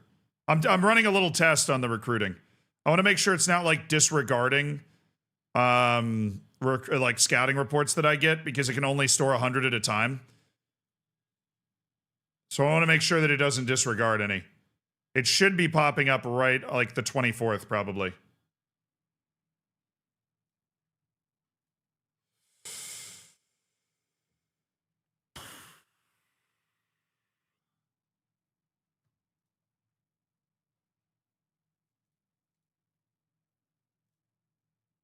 Damn. U19's delivered the hammer. Pong Feng shows his quality. Of course. A damn good player. Who we managed to sneakily sneak away for 2.6 million, who's worth a hell of a lot more than that. We're going to get 7-8 million for Pong Feng. There it is. There it is. Okay, yeah. I don't think it's getting rid of things, but...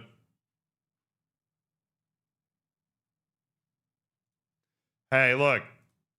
Play Ifeanyi Samuel a little bit more. We're going to have to start to think about recalling him. All right. Is it 9-2 yet? Oh, no, it finished 7-2. Got it. Marco Pompetti. I still like him. I still think he's a fine player. Freddie Vargas, he wants to leave Maccabi Netanya. I don't know, man. You're a 32-year-old winger. But you're talented and your value's good, so you stay on the short list. David Harold. Artem Stepanov. Physically overwhelming striker. Fun player. Julio Nunez, 20 years old, plays at Libertad. Bro, stop lying to me. I know you don't have any potential. I can see that now. I can see it clear as the morning dew on the grass. On the grass. Ah, Willie Lagerne. Still always feels like a good deal to me. Christophe Pouton. Close, but you don't quite feel like a leader. A despot, perhaps. Feels like you could be, though. Just with some small changes. That or you'll be some delicious fries with cheese curd on them. One of the two. Hookem, thank you for the $5. Hope your day's been well. What's the best way to test tactics without tanking my save? I mean, the best way to test tactics, if you're talking from like a game sense, would be to create a database like those tactic testing websites make, where everything's equal and then you run the tactic. Those aren't great for testing tactics for your specific save because obviously you have a very specific set of players. I would maybe try a couple of friendlies if you have like a week off. It would be a good opportunity just to see how it plays if you're curious to see how like different roles are going to interact with each other in a tactic. Definitely run it by there in the preseason. But I mean, the best way is always to just saddle up and throw that tactic on for one match and see what the hell happens. Try not to extrapolate too much, right? Because sometimes you lose a match, but it doesn't have a lot to do with your tactic. So, don't overreact if you give up a goal from a free kick and lose 1-0 and be like, oh, this tactic is terrible. I'm never going to use it again. Might actually be pretty good. You're just not giving it a fair chance. Jimmy Duggan. Daniel Ali. Well, he's valued at $100 million, boss, so I think we're going to sign him. All we have to do now is find $100 million. Any ideas? There's always OnlyFans, speaking of which.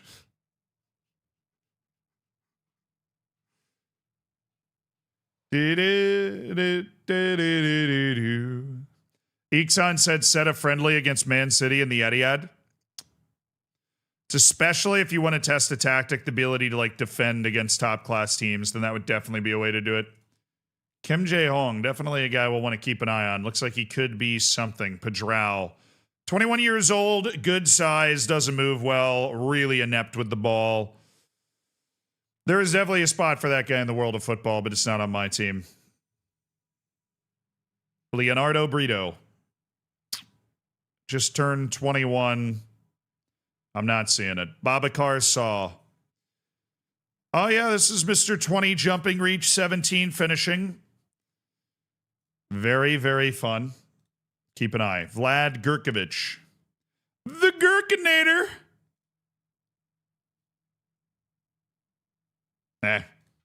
Ferran Ketglas. I remember when I just desperately wanted Ferran Ketglas on my team. We were doing everything we could to get Ferran Ketglas on our team, and it didn't work. This guy doesn't have enough mental game anymore for me to want to sign him. Yona Prus. Definitely not in the Wonder Kid category. You know what? We'll add him to keep a keen eye. Sebas Salazar. That guy would still play a lot for me. But they've been holding him hostage at Getafe. I don't think he realizes how high he could fly here. Gustavo Martinez. You've been downgraded. Gilberto Soliveas. You are going to be there. Juan Simon Kitian. This guy does not have very good physical ability. His size is not particularly great. He's driven, which is good, but I think we can officially give up on that guy. He's playing at Ural, though. That's fun. This guy's 19 years old, playing for River Plate, valued 19 to 28 million. Potential seems through the roof. Definitely deserving of his spot on the Wonder Kids list. Now, Louise, absolutely not. The hell out of here. Oliver Albert. Oh, he's playing for Rakov. I like Rakov. I don't like him, but I like the team he plays for. They're fun. Yarlison Dios, the left back that Mallorca managed. Well, now Mallorca signed him from somewhere. He was cheaper. He was somewhere else. And I think Mallorca signed him. Omar Diaw.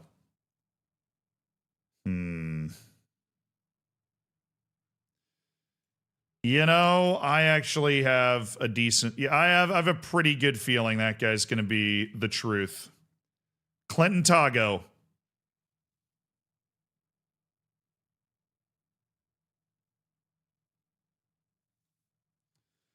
Yeah, keep a keen eye. That's fine. Pablo Sepulveda, dude. I'm so frustrated that we could have signed that guy for like $2 million, and now he moved to Turkey, and he already hates it there. So he's valued at $12 million, and they're trying to sell him for that, and they're totally gonna get it. It makes it so much harder for me to buy guys when I already know that there was a good deal out there that I somehow missed out on. Like I when I knew about them before they made their initial move, and now I'm like.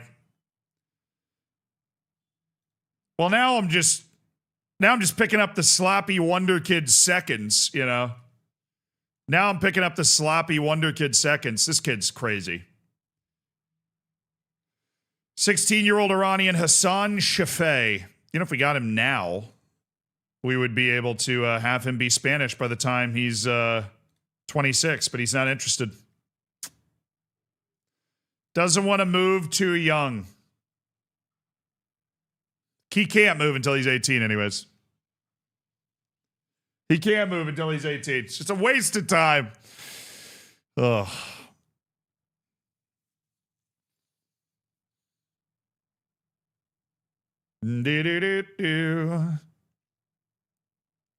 Dielson. You know what? You actually go on to keep a keen eye. Thiago. Well, nice pace. Don't really have any ability to use it. He's a smart player, too. Gotta love the ability of Brazil to produce about 20 players that are just kind of hard to cut from your short list. You're like, well, that guy wasn't.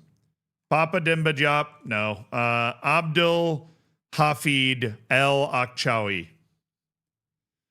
All right, Abdul Hafid El Akhchawi, you're right on the right short list. Billy Hayes, you're definitely on the right short list. I love Billy Hayes. That dude's a baller. Nathan McNicholas. Oh, he's only 15 million. He's a dog. I think he goes to the yes list. He's a great value signing right there.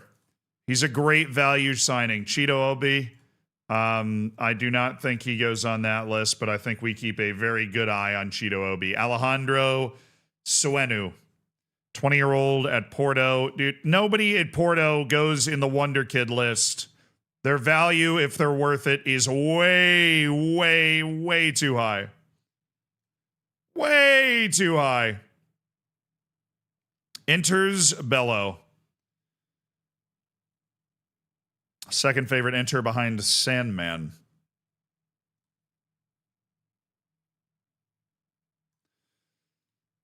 Yeah, that guy's a surprisingly slow mover with the 7 acceleration. Just doesn't have it. Gabriel Mario, good guy to keep an eye on. Right where I would have put him. Omar Koulibaly, right wing from Mali. At Quevilly Rouen. No. Ahmed Al Hassan. That's the studly Saudi Arabian striker that Al Ahly's valued at 25 million. He's spirited as well, which is a good mentality. Alejandro Ortiz. Yeah, I think we haven't seen enough development.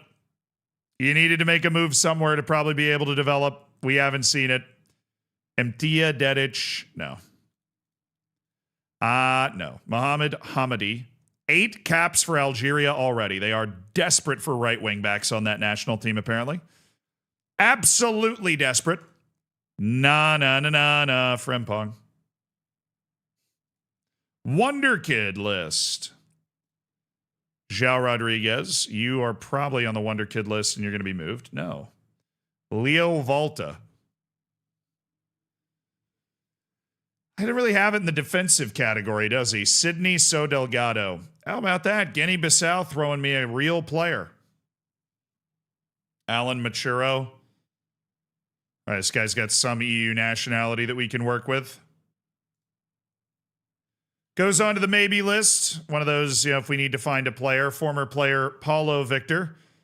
Not in the business of bringing those guys back. We've moved on. Dominic Javorchik. He goes on the maybe list. He is not on the yes list anymore. Matias Jaramillo, who looks like a wonder kid goalkeeper.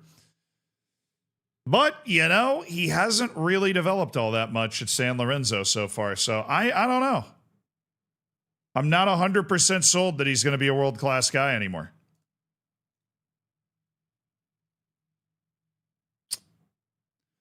He's not EU. Unfortunately, he's not EU. Nabil Bellaribi. Anas Lupeju. Dominic Santos. Not a wonder kid anymore, are we? Alessio Maggi. He's only 18. I'm not going to bully the kid. He's only 18. Supriyadi. Finally, we are done with the 21-year-old Indonesian. Sedeño. I don't know about yes. It's because he's Spanish is really why I had him on the yes list. I feel a real calling. That guy sucks. Gail Nicole, definitely not a keep a keen eye guy anymore. Uzama Lefi, Red Star, but in France. Gabriel Hezi. Yeah, definitely not a yes list guy anymore. Douglas Pondy. 18-year-old at Bastia, whose potential seems to be waning. He's only 18. He's 18. The potential can fluctuate. It's a pretty darn good 17-year-old player right there. That goes Wonder Kid list. Evariste Kone. Another 17-year-old player who's on keep a keen eye. All right, Marco Vella. This guy is completely free. And he has some sort of EU nationality, so we don't have to worry about that either. What? How much money do you want? Right. Well, we'll leave him on the short list until maybe we can bring him in as part of our B team, and you never know who rises and falls, who develops in that setting. Peter Ogba. Well, his wage is low. The asking price is low. If I need a midfielder, I could totally turn to him. Sean Vaknin. Okay, he's got some pace. Kind of want to just scout him again. Kind of just going to scout him again. Ruben Arado, definitely on the yes list. Willie at Swedberg. I definitely scouted this guy a long time ago. They're looking to move him. I mean, he is not a maybe list guy. Okay, he's valued at 50 freaking million. All right, he's valued at 50 million. That's not a maybe for me. Why are you even recommending him to me? Valentin Antonov. When's his contract up? We're gonna let you go, Antonov. We're gonna let you go. Hello, Bayern Munich. How are you doing? Too early to judge. I don't know, Vitboy. I feel like I'm giving you plenty of playing time. I feel like you'd be very happy with this. Rubio, Mbambo. Oh, from that stupid injury he had with Finland. 2 injury reports for that. I love Swedberg. Yeah, I mean, he's a model citizen. Who doesn't love that? All right, chat.